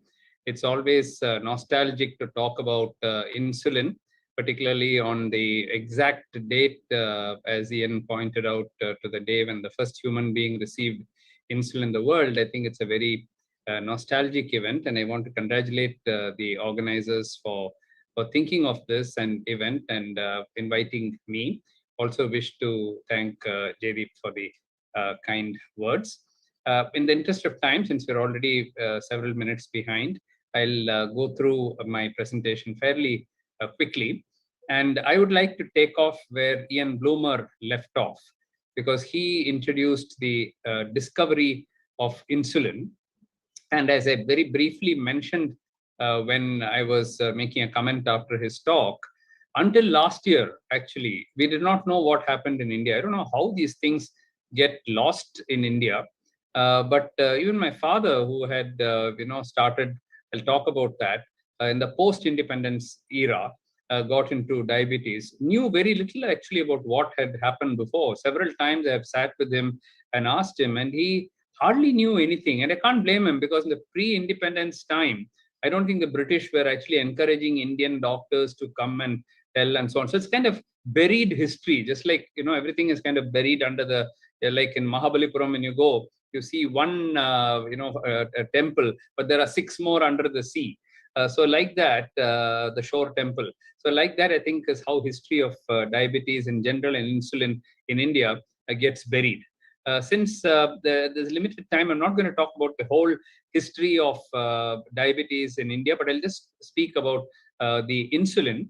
And since this is also a topic going into how we got to where we were with the insulins, I'll touch upon some parts of it in my own lifetime with insulin. Incidentally, this year I complete 50 years after I entered medicine and after I started my first research project on diabetes. So exactly 100th year of insulin coincides with 50 years of my entry into diabetes. This you have seen, how the very slide, actually we're not planned when Ian Bloomer wrote to me this morning. I didn't know he's going to show you the same slide. But this is a dramatic recovery of insulin, which he described so well. And that's the first commercial insulin which was available. And look at the date. I want you to see the date there. It's 1923. So he talked about 1921, he talked about 1922. But then after the insulin was used in human beings, that's when George Cloves got into the picture from Eli Lilly. And it was he who persuaded them to hand over the commercial production to Lilly. And almost at the same year, 23, Novo and Nordisk had also started the production in Denmark. And very soon, the whole world was producing it in England and in many other places. But this is Ileton, produced by Eli Lilly in 1923. So the question then came up, between 1920 to 23, when insulin is being discovered in Toronto, what is happening in India when Banting and Best were doing their experiments? Was there a single doctor in India who was working on diabetes? Turns out that a lot of work was actually being done on diabetes. And when did insulin come to India? None of these questions were known. I asked all the pundits. I wrote to everyone in India. I wrote to all the pharmaceutical companies. I wrote to Novo. I wrote to Sanofi. I wrote to Lilly. I wrote to everybody I can think of, all the physicians. Not one of them knew anything about this. So then I had to do my own research, and through that discovered something. And that led to this paper, which some of you are involved in. And I must thank my student, Bavadarani, who actually lives in Toronto. She's a postdoctoral fellow. And she's the one who actually arranged my trip to the Banting and Best Center. And Ian Bloomer actually didn't mention, actually threw a dinner for me, where he had invited all the top scientists of Toronto for that dinner. Of course, Satyanath also helped me to get out a lot of data about the Calcutta story. Dr. Nalla Perumal is a historian. He didn't have any of this data, but he had so much of other history to share with me. And of course, Mangesh helped me in the rapid publication, and Ranjit and Anjana also helped me in writing this article. If any of you have not read this article, please read it, because I think what happened in India before independence, you must know. And because nobody knew it, I don't think even my father knew it. I don't think any of the seniors knew it. So I think you should read it, if nothing else, to pay homage to the great people who had treated diabetes in India before independence. So here are some dates. 1923 was when I told you that insulin was discovered by Eli Lilly. 23 was also a time when Novo started, and 23 was also the year when the Nobel Prize was awarded in October 23. But here is March 23 and the Indian Medical Gazette, which talks about insulin and diabetes in India. So it's already arrived in India. So you can see how fast at that time, almost 100 years ago, how quickly the British had brought the insulin into India. And here is another one in August 23, which even talks about the benefits of insulin, who should take it, who should not take it. And of course, a lot of debates about which I'm not going to be given me an hour to talk. I had a lot of interesting things to talk, but I'll very quickly go through it. Now, this is the first brand of insulin which came to India, the AB brand. And AB stands for Allen and Hanbury is the A, and B is the British drug houses. And so it's a collaboration, and this was produced, and you can see the date here, issued on May 1924. And this is an actual batch of insulin which was used in India at that time. And this is in 1924. So you can see they actually preserved it. And there are photographs of that which I was able to get. And so from license from the Medical Research Council in the UK, they produced it. Now, the first type 1 diabetic, probably type 1 diabetic, could have been type 2 because there's no other treatment at the time. There's no sulfonylurea, no metformin, nothing at that time. They were only giving juices and some Ayurvedic concoctions and so on at that time. So there is a first case of diabetic coma treated with insulin by Dr. Proctor. And this is an Englishman who has treated a 35-year-old female. So it could be type 1, could be type 2, could be LADA, could be anything. But on 23rd August 1923, this particular lady was treated, and then she recovers from her diabetes. So this is the first treated case in India who received insulin. If you want to know who's the first treated case, then it would be this case. Unfortunately, only case number 503 is mentioned, and the name is not mentioned. So we don't know the name of this particular person. But then that's a time when this hero of mine, Dr. Jyoti Prakash Bose, entered the scene. My father had not even mentioned his name. He mentioned that there was a person in Calcutta. I don't think he even knew of Dr. Bose. Neither did Dr. Bose know my father, although Bose died only in 1968, by which time my father was very active. And in 1966, the World Congress of Diabetes took part in Bombay. I don't think Dr. J.P. Bose took part, but my father took part. Dr. Ajgonka took part, Dr. M.M.S. Ahuja, who had just entered the scene, took part, B.V. Tripathi took part, many others took part. I don't think Jyoti Prakash Bose took part because he was already quite old at that time. And but it was J.P. Bose who, because his father, K.C. Bose, Kailash Chandra Bose, he was the person who was a freedom fighter who went to England, represented India at Exeter, and then he came back and told his 13-year-old son that he has to take up medicine. Quite sentimental to me because I was 13 when my father told me to take up to medicine and diabetes. And J.C. Bose, J.P. Bose as a young boy, then decided to do medicine. He studied in Calcutta, he went to England, got fully trained, and came back. And he and his father are probably the only father and son in India who were elected fellows of the Chemical Society. It's supposed to be a very, very big honor, something like our FRS today. And both father and son were elected. J.P. Bose, you can write books about him, the kind of knowledge that he had. I don't think any Indian diabetologist subsequently also had, because he was a biochemist, he was a clinician, he wrote books, he did research, he published everything in pre-independent India. And I can write a whole book on him. In fact, he is mentioned quite a lot in my latest book, which will soon come out. But this is his classic paper on diabetes mellitus in children, published in 1930. You can see just 7 years after insulin was discovered, he has already got his series and he's got it published. Those days to publish a paper takes 2-3 years. So he probably submitted this in 27 or 28, and here you are. And he's talking about the incidence of the childhood diabetes in 1930, almost 100 years ago.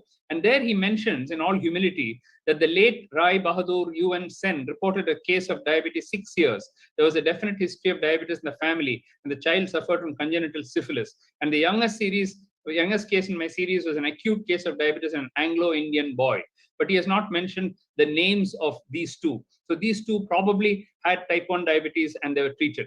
But then he goes on to write a full report on this. And he says that I have a 12-year-old girl with me. And to save space, I've curtailed my notes and I've only given a few salient features. You should read his English. It's a masterpiece of English that he writes. And so there he talks about this girl. And that's how for the first time we came to know about the real heroine of type 1 diabetes, the equivalent of the Leonard Thompson, and that's Kumudini. And we know because her name is mentioned, she was 12 years old, she was a Bengali Hindu female. Believe it or not, she got married at the age of 10. And after the age of 10, by 12 years, I think she had become like this. She had developed type 1 diabetes, and she was brought to the Calcutta School of Tropical Diseases on 23rd June 1929, almost half dead. And then after her treatment, she becomes like this. So we have now got the Indian photos to match what our Ian Bloomer and the Canadians and the rest of the world have shown. We don't know the names of these two, the boy and this girl here, but you can see the dramatic improvement, exactly like the Toronto cases. And this girl who was in a wheelchair now becomes a young girl.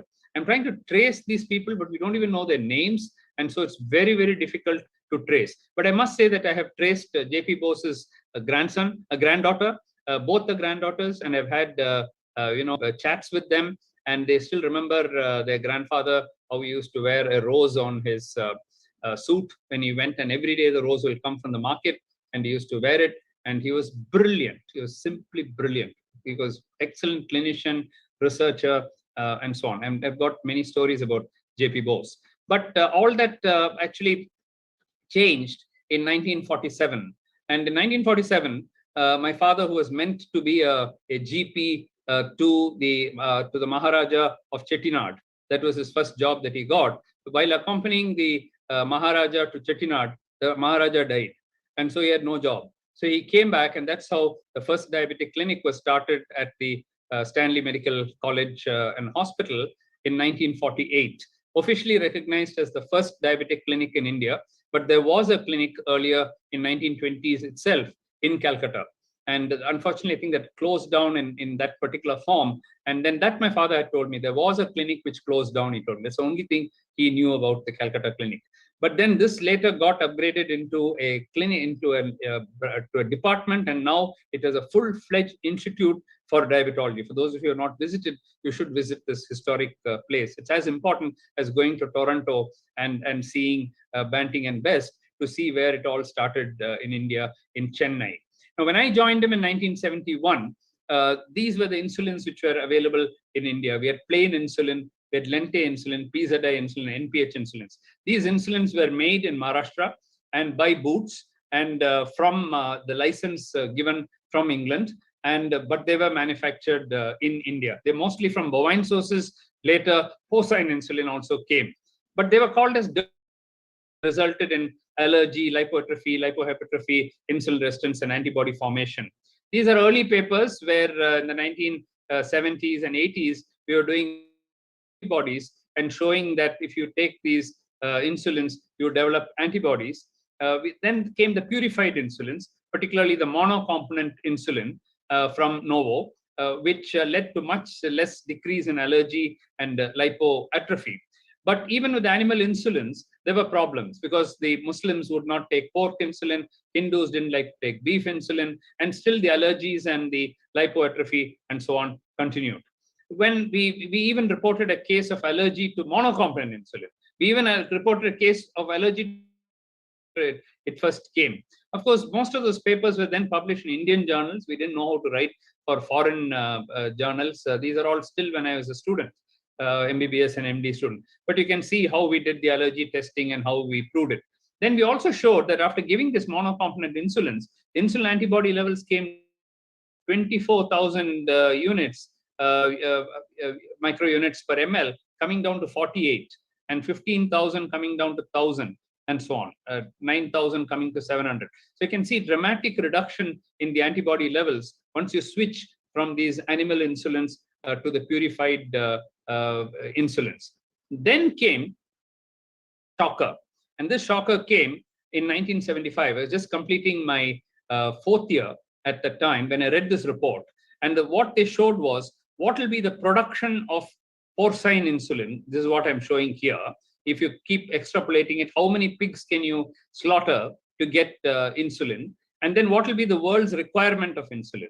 And when they drew the graph, they drew a point here at 1992, and they said the world is going to end for all type 1 diabetics and all those needing insulin because the world cannot supply insulin anymore, because that's all you can get. That's all pigs and that's all cows you can get. So you cannot, the people are going to die in 1992. That was the prediction.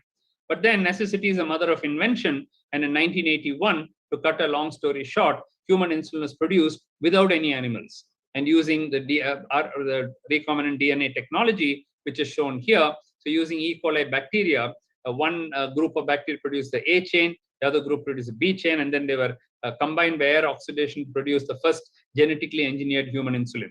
Very quickly, Novo started converting their porcine insulin, semi-synthetic insulin, into human insulin. It was a painful process, very costly. Then they started using yeast and produced their own variety of human insulin. And of course, then human insulin really came. The promise was that there'll be never, ever any human being in the world should die because of lack of insulin, because there's going to be enough insulin. There's also one promise given that it'll become very, very cheap, that insulin become very, very cheap.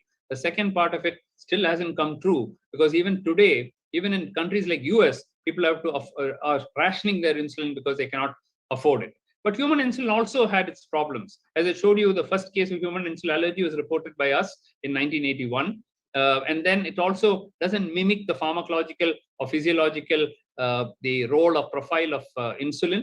And so the designer insulins came, and we heard about all of them. The short-acting ones produced by Lilly and Novo in Aspart, Lispro, and fast-acting Aspart of Fiasp. And then the long-acting ones came, Glargine, Detimar, and Degludec. The premixed ones came, and now we have the co-formulations about which Dr. Rajput also talked about, Aspart, but Degludec combination. So I'm going to end here by saying that a lot has happened in diabetes in pre-independence India, especially by Dr. J.P. Bose, but there is Dr. A. Mitra and many others. It's a whole story by itself. But he's largely forgotten hero, and I think we have to institute something in Dr. J.P. Bose's name.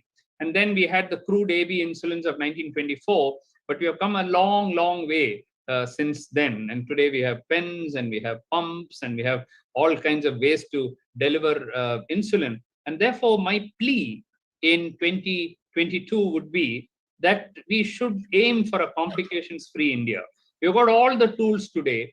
We've got all the methods. We know how to prevent complications in India. And why should we not have a diabetes complications-free India? As long as I live in this earth, this is going to be my concept and my ambition, that we work towards a complications-free India. And on that note, Jai Hind and thank you.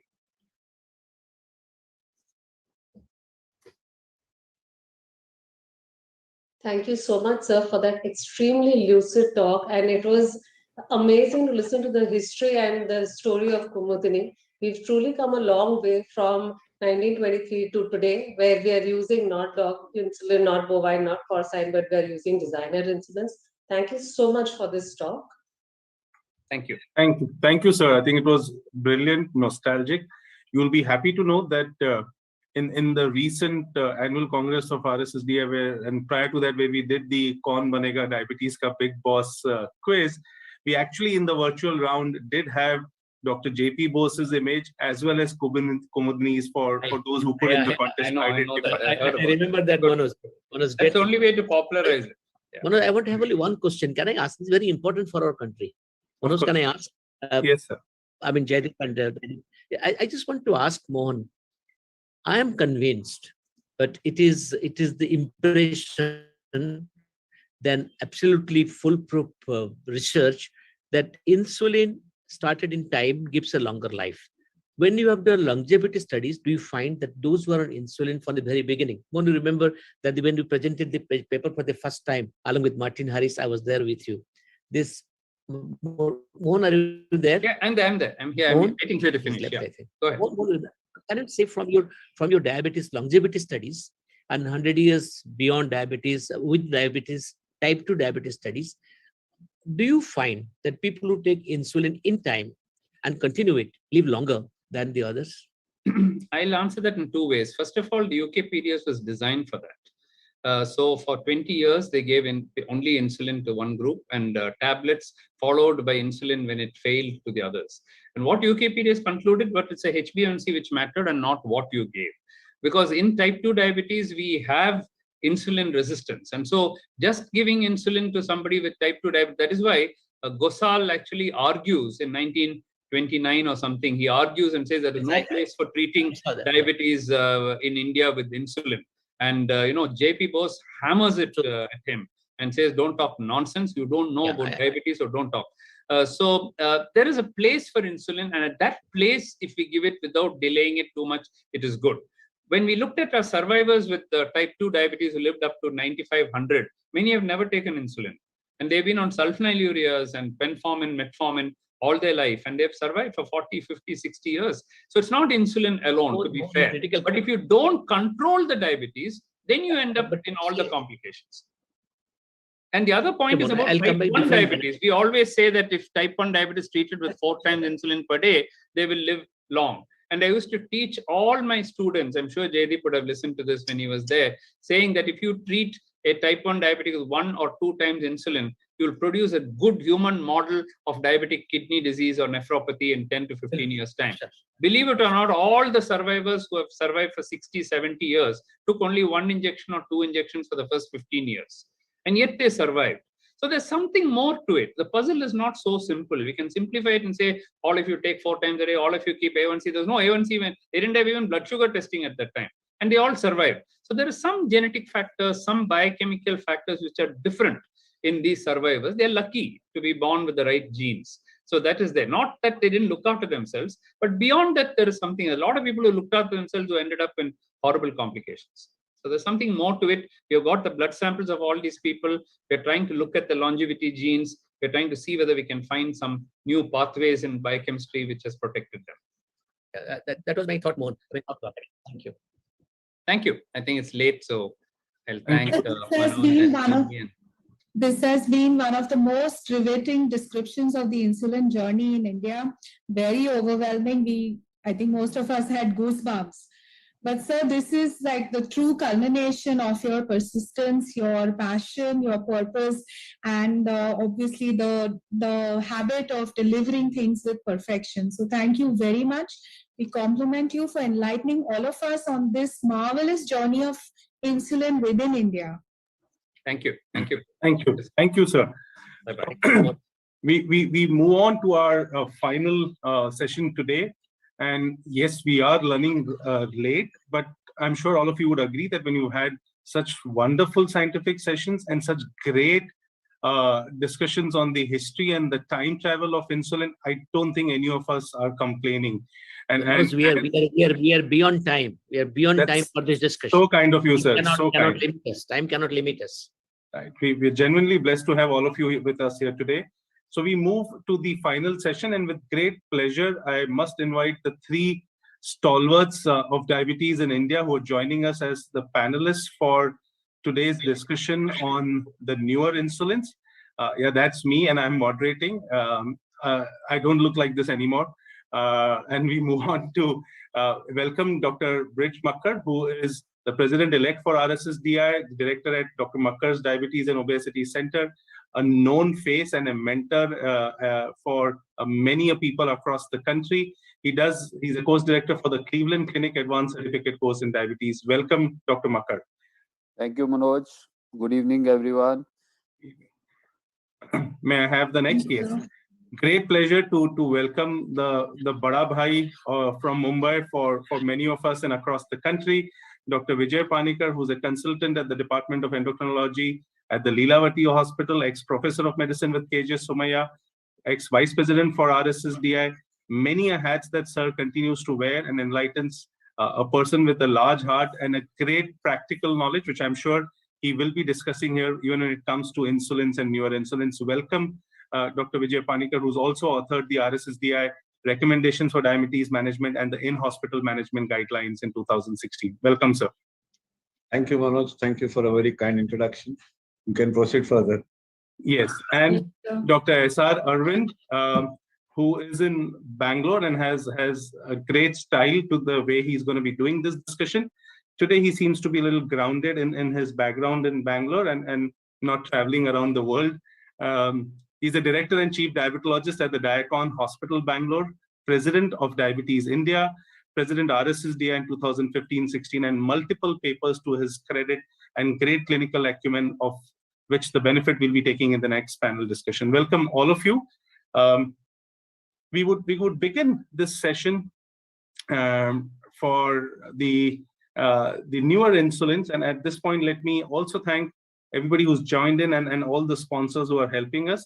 But let's get the ball rolling with the first question for Dr. Brij Makkar.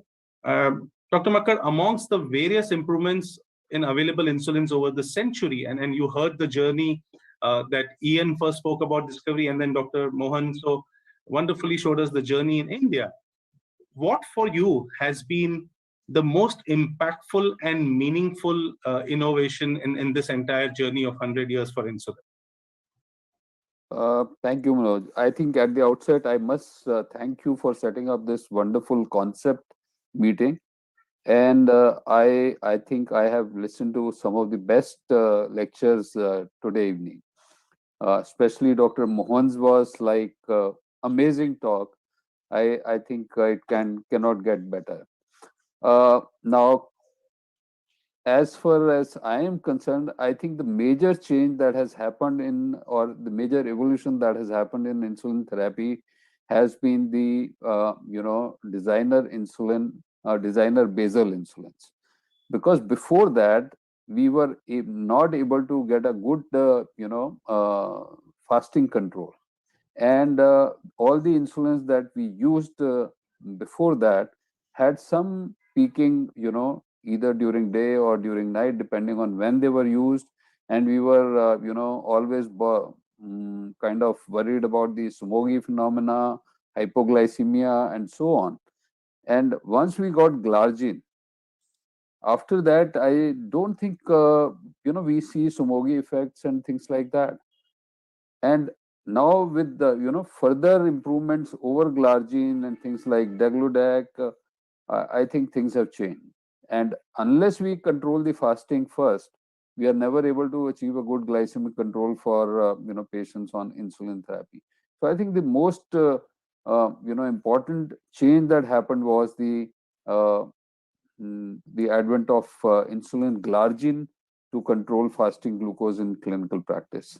and also change the concept of bids to, basal supported oral therapy. Earlier we were using bids, so that also changed. Glargine changed a lot of things. So I think Glargine was the most amazing, introduction to insulin therapy. Thank you. I think we still use bids, just that the bedtime insulin changed from NPH to Glargine for many. Yeah. Would invite all the panelists to pitch in as they feel and to give their opinions, and would also invite questions from the delegates and other panelists who have joined in. We'll take up as many questions as the time permits. So with that, we move to the next question to Dr. Panikkar. So you heard when Dr. Mohan also spoke about the journey and animal insulins and impurities and the problems on paper that it could have caused. You've been using insulin for a long time. Did you really face issues of allergy, lipoatrophies, unpredictable response, or even somogamy, as Dr. Makkar just said, in your experience with the earlier insulins over the last few decades? See, Manoj, I have really gone through the gamut of the thing. We had animal insulin only when I was practicing initially in the late 70s. We didn't have any of this. We didn't have any problem. We could still very nicely control our patients with those animal insulin, the plain and the lente, and absolutely no problem. Then came the purified insulins. So Dr. Mohan has shown a lot of allergies. We used to read about allergies. But honestly, in my personal practice, I have hardly seen anybody. Yes, lipohypertrophy, you would see in some patients, but far and few between. And those days, devices were not there. You had those glass syringes and you had to boil it and boil the needle. And that is what used to happen. There was no glucometer. They used to do Benedict's test. I, as a resident, used to do the urine sugar of my patient in the ward. Few drops of urine with Benedict solution, and that is what we did. So we have come out from all this. The newer insulins are another insulin. The efficacy of animal, human, and analog is the same as far as insulin is concerned. It's only the pharmacodynamics and pharmacokinetics which are different and which have a place in certain situations. But animal insulin, we have used and absolutely no problem. That's just another insulin. Thank you. And do you wish that animal insulins were still available and around? No. I didn't say that. I didn't say that. Okay. I'm very comfortable with human insulin. I think I'll agree with what Vijay said. Remember, Vijay, except for pregnancy, the purest insulin, human insulin, was not that much required. I agree with you. For the pregnancy, we said human insulin must. I mean, it was very difficult to obtain that time. But the animal insulin did the job for the majority of the patients. Yes. And in 1988, 1989, we had the first access to the human insulin. Remember that? I think there was an attempt to actually, bring in the animal insulin sometime in the early 2000s also. I think that failed miserably. Yes, yes. We're all happy that it failed miserably. Yes.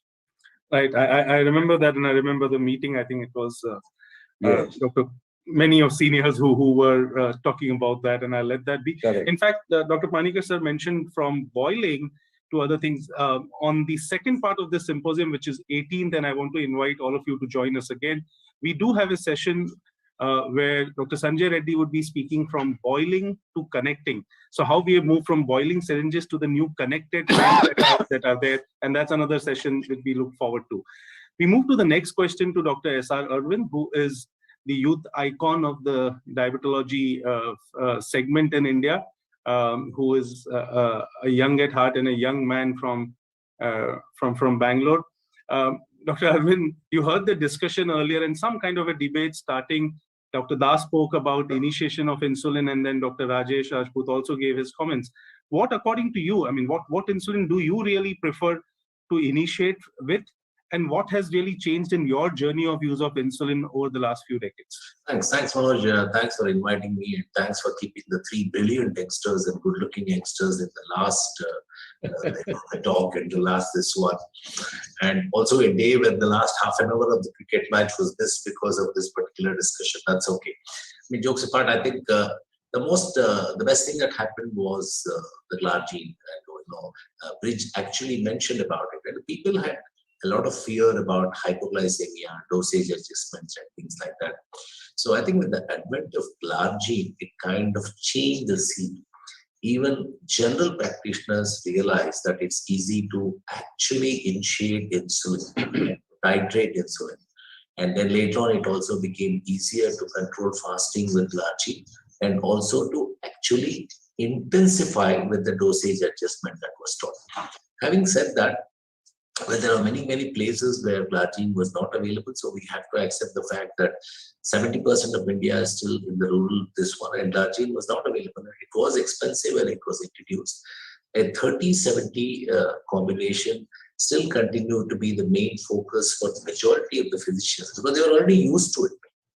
So they continue to use 30-70 in many of the situations, but most of the specialists actually moved from 30-70 to glargine. So glargine actually was the changer as far as initiation of insulin was concerned. And I'm very comfortable starting glargine. And there are instances where the sugars can be very high, where we still start at 30-70 twice a day or maybe even 3 times a day in certain conditions. Thank you. I'm not sure that anyone disagrees largely with that aspect, and thank you for that frank answer.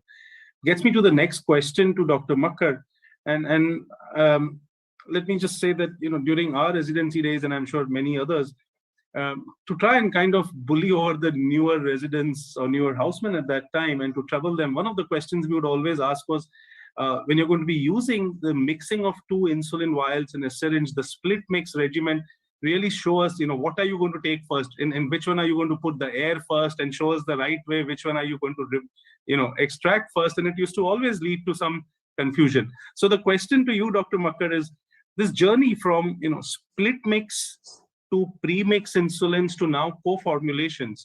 What does it really mean for you? And then your take on this move.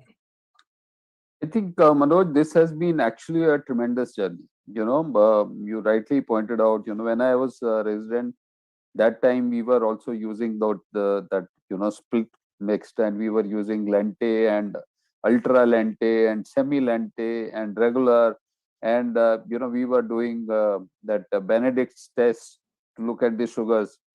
In Delhi, the practice was that morning, once you go to the ward, all diabetes patients, you must check urine sugar, and that was the lab was within the ward, so you are supposed to do it. And glucose testing blood sugar was like, you have to send the sample to the lab.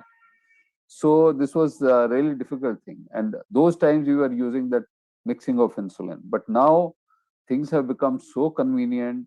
First we got the pre-mixed insulins with 30-70, and then we got different ratios, to customize to the patients with who had higher postprandial. You had the option of switching to 50-50, and then you came to premix analogs, which all solved the problem of that keeping a gap of about 30 minutes before meal. So it gave more flexibility that people can take insulin just before meal or even after the meal. And with the newer ones like co-formulations, the things are even better, that you give one shot.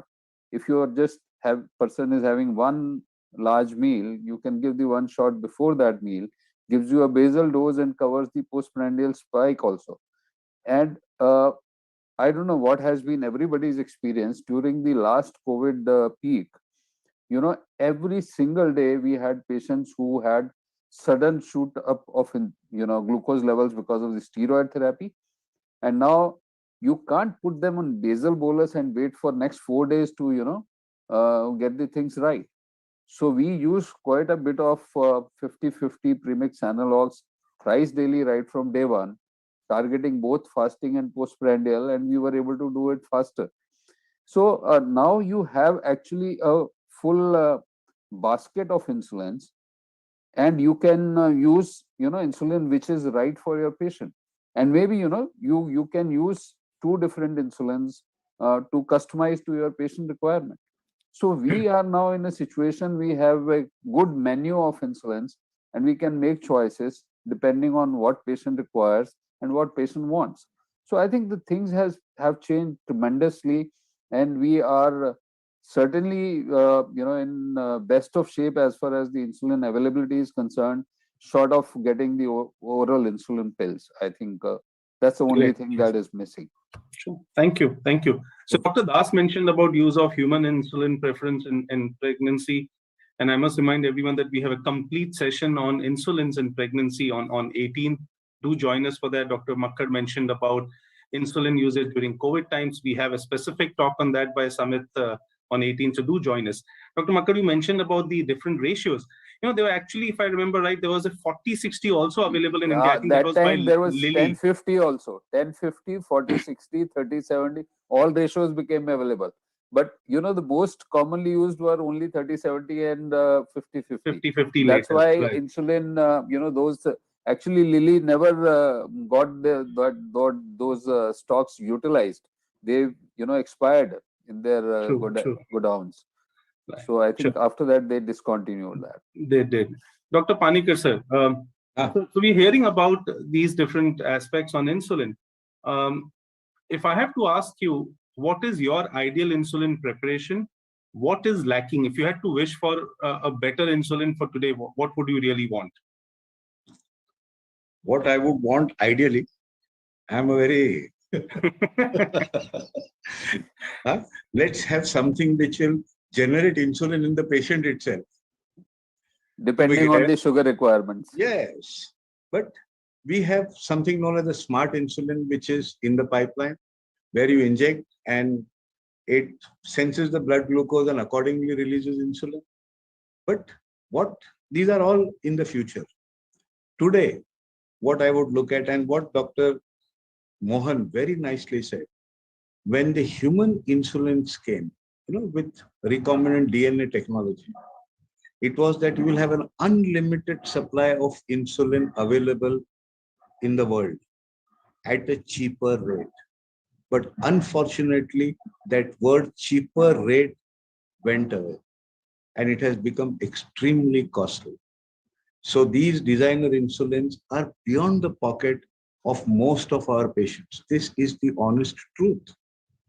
And across the world, even in the US, they are shifting to human insulin because of the cost factor. So good devices are there. Get the cost of insulin as low as possible. And I think that would be what I would want for my patients. Sir, I'll take this opportunity to put the next question also to you, which is when you look at all these advances in different insulins, is it the newer so-called safer insulins that have made a larger impact, or the delivery devices which evolved? You think that's been a larger impact on insulinization? See, the newer insulin, you have the fast-acting insulin. So you don't have to give it 15 minutes or half an hour before the meal. You can give it immediately. So that convenience comes in. You have a basal insulin, which is flat. So chance of hypoglycemia or nocturnal hypoglycemia become less. But one disadvantage is you can't control the postprandial sugar like you do with an NPH. NPH will give you a peak at postprandial and control it beautifully. Your long-acting glargine or degludec, nothing will control that. So you need to give something in the afternoon. That's a disadvantage. But overall, devices have become much better, easier, simpler to handle, and insulins are there. Only the cost is the major factor. If you look at our country, Manoj, only 2% of Indians pay income tax. And of those 2%, only 10% are earning more than, say, 50,000 a month. And if you have the designer insulin and you have a GLP-1 and it's going to cost him 10 or 15,000 bucks a month, what percentage of our population can afford it? This is ground reality. Sir, somehow the consumption of black label Shivas and Glenfiddich is much higher than the insulin affordability. I know that is in a small percentage. The That is again Glenfiddich and small black label percentage. walas can afford.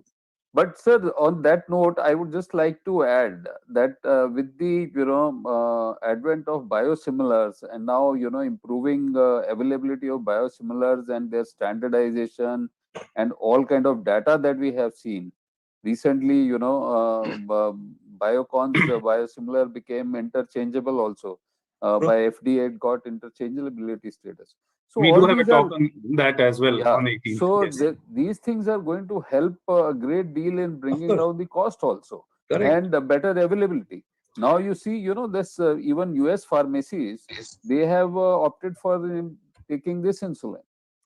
But unfortunately, the cost hasn't come down. So we all believe that with It's about bios, it should, but 20%. that's It's 20% lower, 20, Yeah, I think 25% lower. correct. So I think Makkar is very right. I think the cost has come down, but not very substantially. If you go for a vial of probably this glargine, which is biosimilar, probably it's cheaper by about 30 to 40%.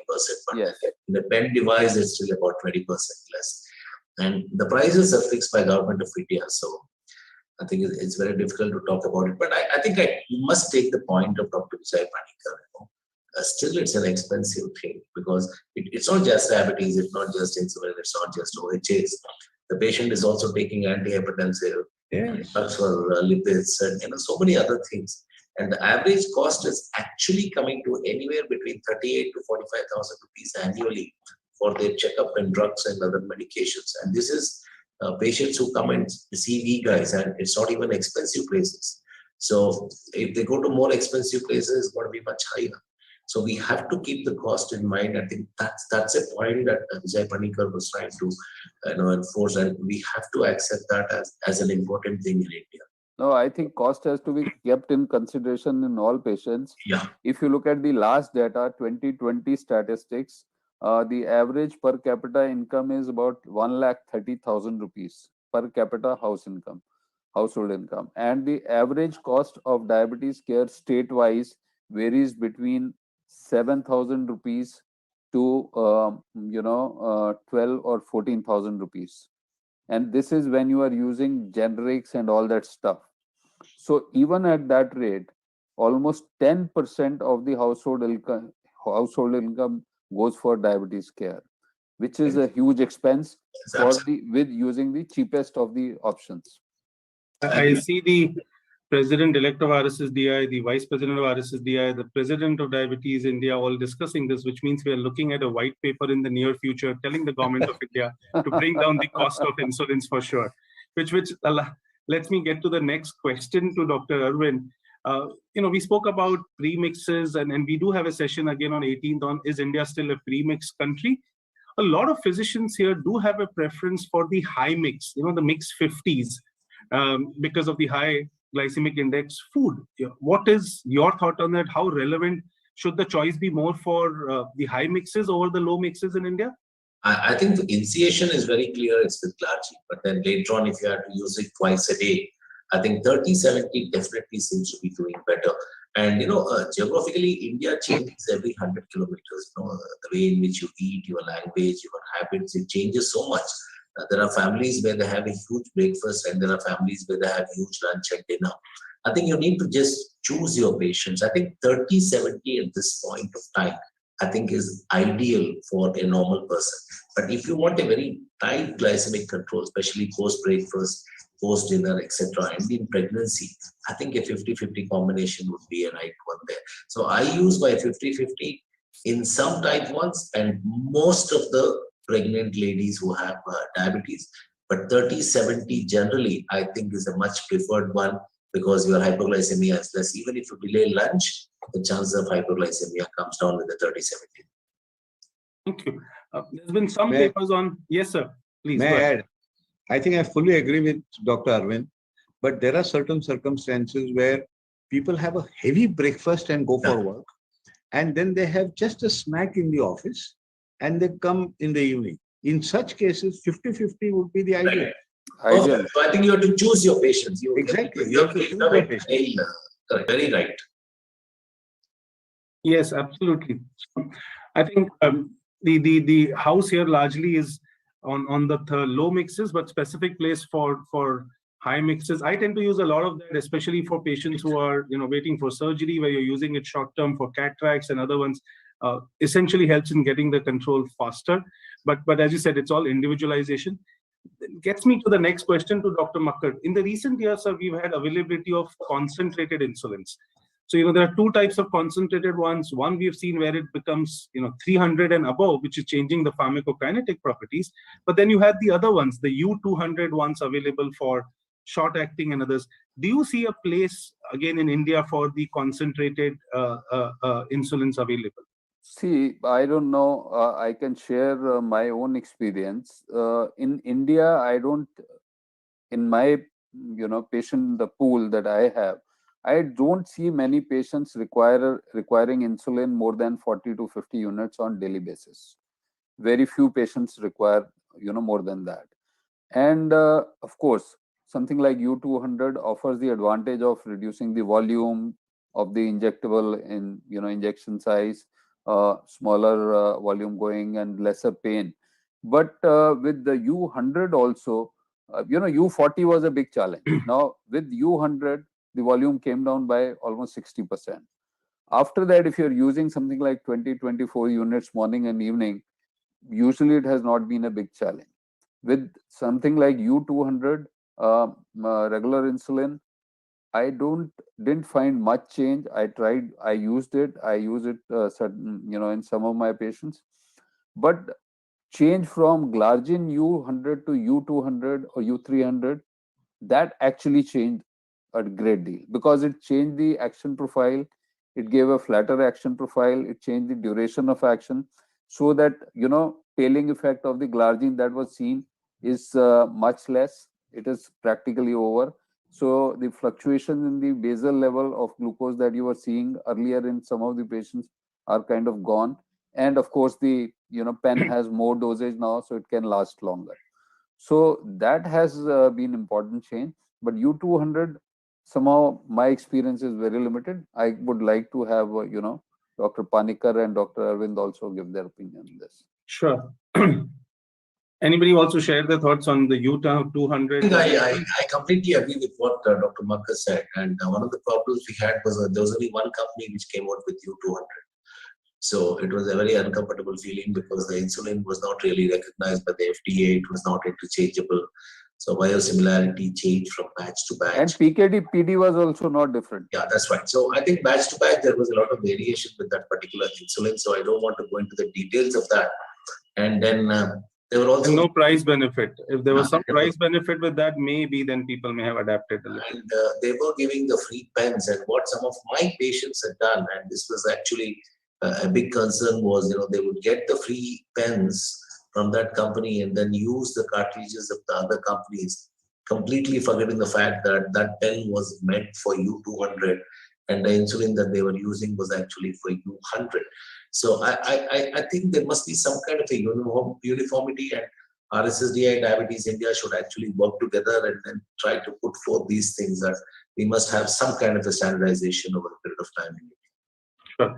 While you all decide to do that, there would be another request for creating confusion amongst the oral segments. I still don't know which brand, when they write Forte, does it mean 1000? Does it mean higher strength? Does it mean 850? So that's a topic for another day for us to discuss. Or they mean a combination. Right, sir. And that gets us to the final question of the day, which I'm asking Dr. Arvind, but would invite Dr. Panikkar and Dr. Makkar also to give their quick thoughts on this. Would doctors Banting, Best, MacLeod, and Collip be happy with where insulin innovation has reached today? I think that's a great question. When we can't go back and look into their souls and then we have to ask them. Feeling.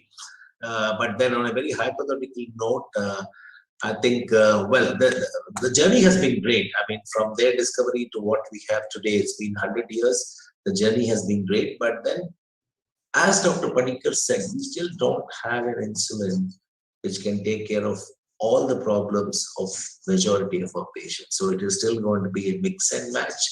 We have good insulin. We have to choose the segment. We have to educate our patients. And then we still have to do a lot of work as doctors when it comes to insulin.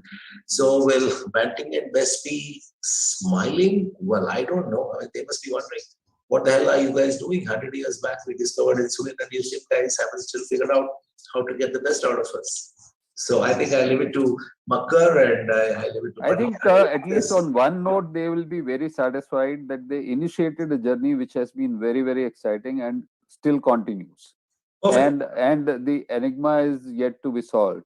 And also, they would be, if, the kind of discovery they made, I think if they were there, maybe things would have been on a faster pace also.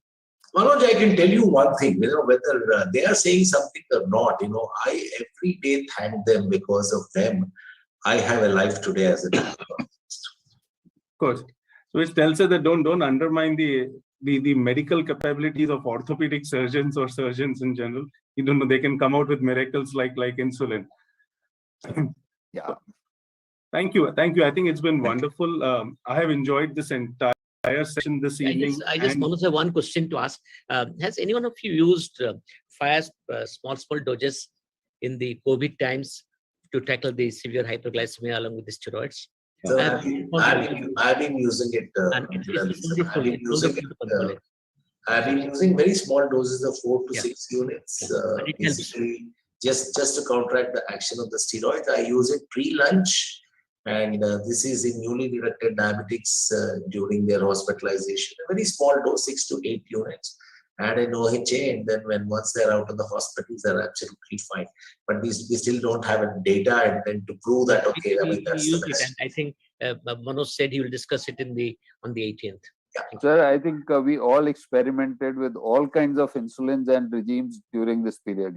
Everything was so kind of such crisis that whatever came to one's mind that this could be the appropriate approach, one tried, and every 2 days maybe we changed approach also. Yeah. So things were in a very different mode. Yes, sir. Panikar sir. During the second phase of COVID, the rampant use of steroids, high dose methylprednisolone, and a patient would have sugars 500, 600, nothing would. In those patients, we all have used IV insulin protocol. Absolutely. Controlled it perfectly, got the dose requirement, and then gave a split dose.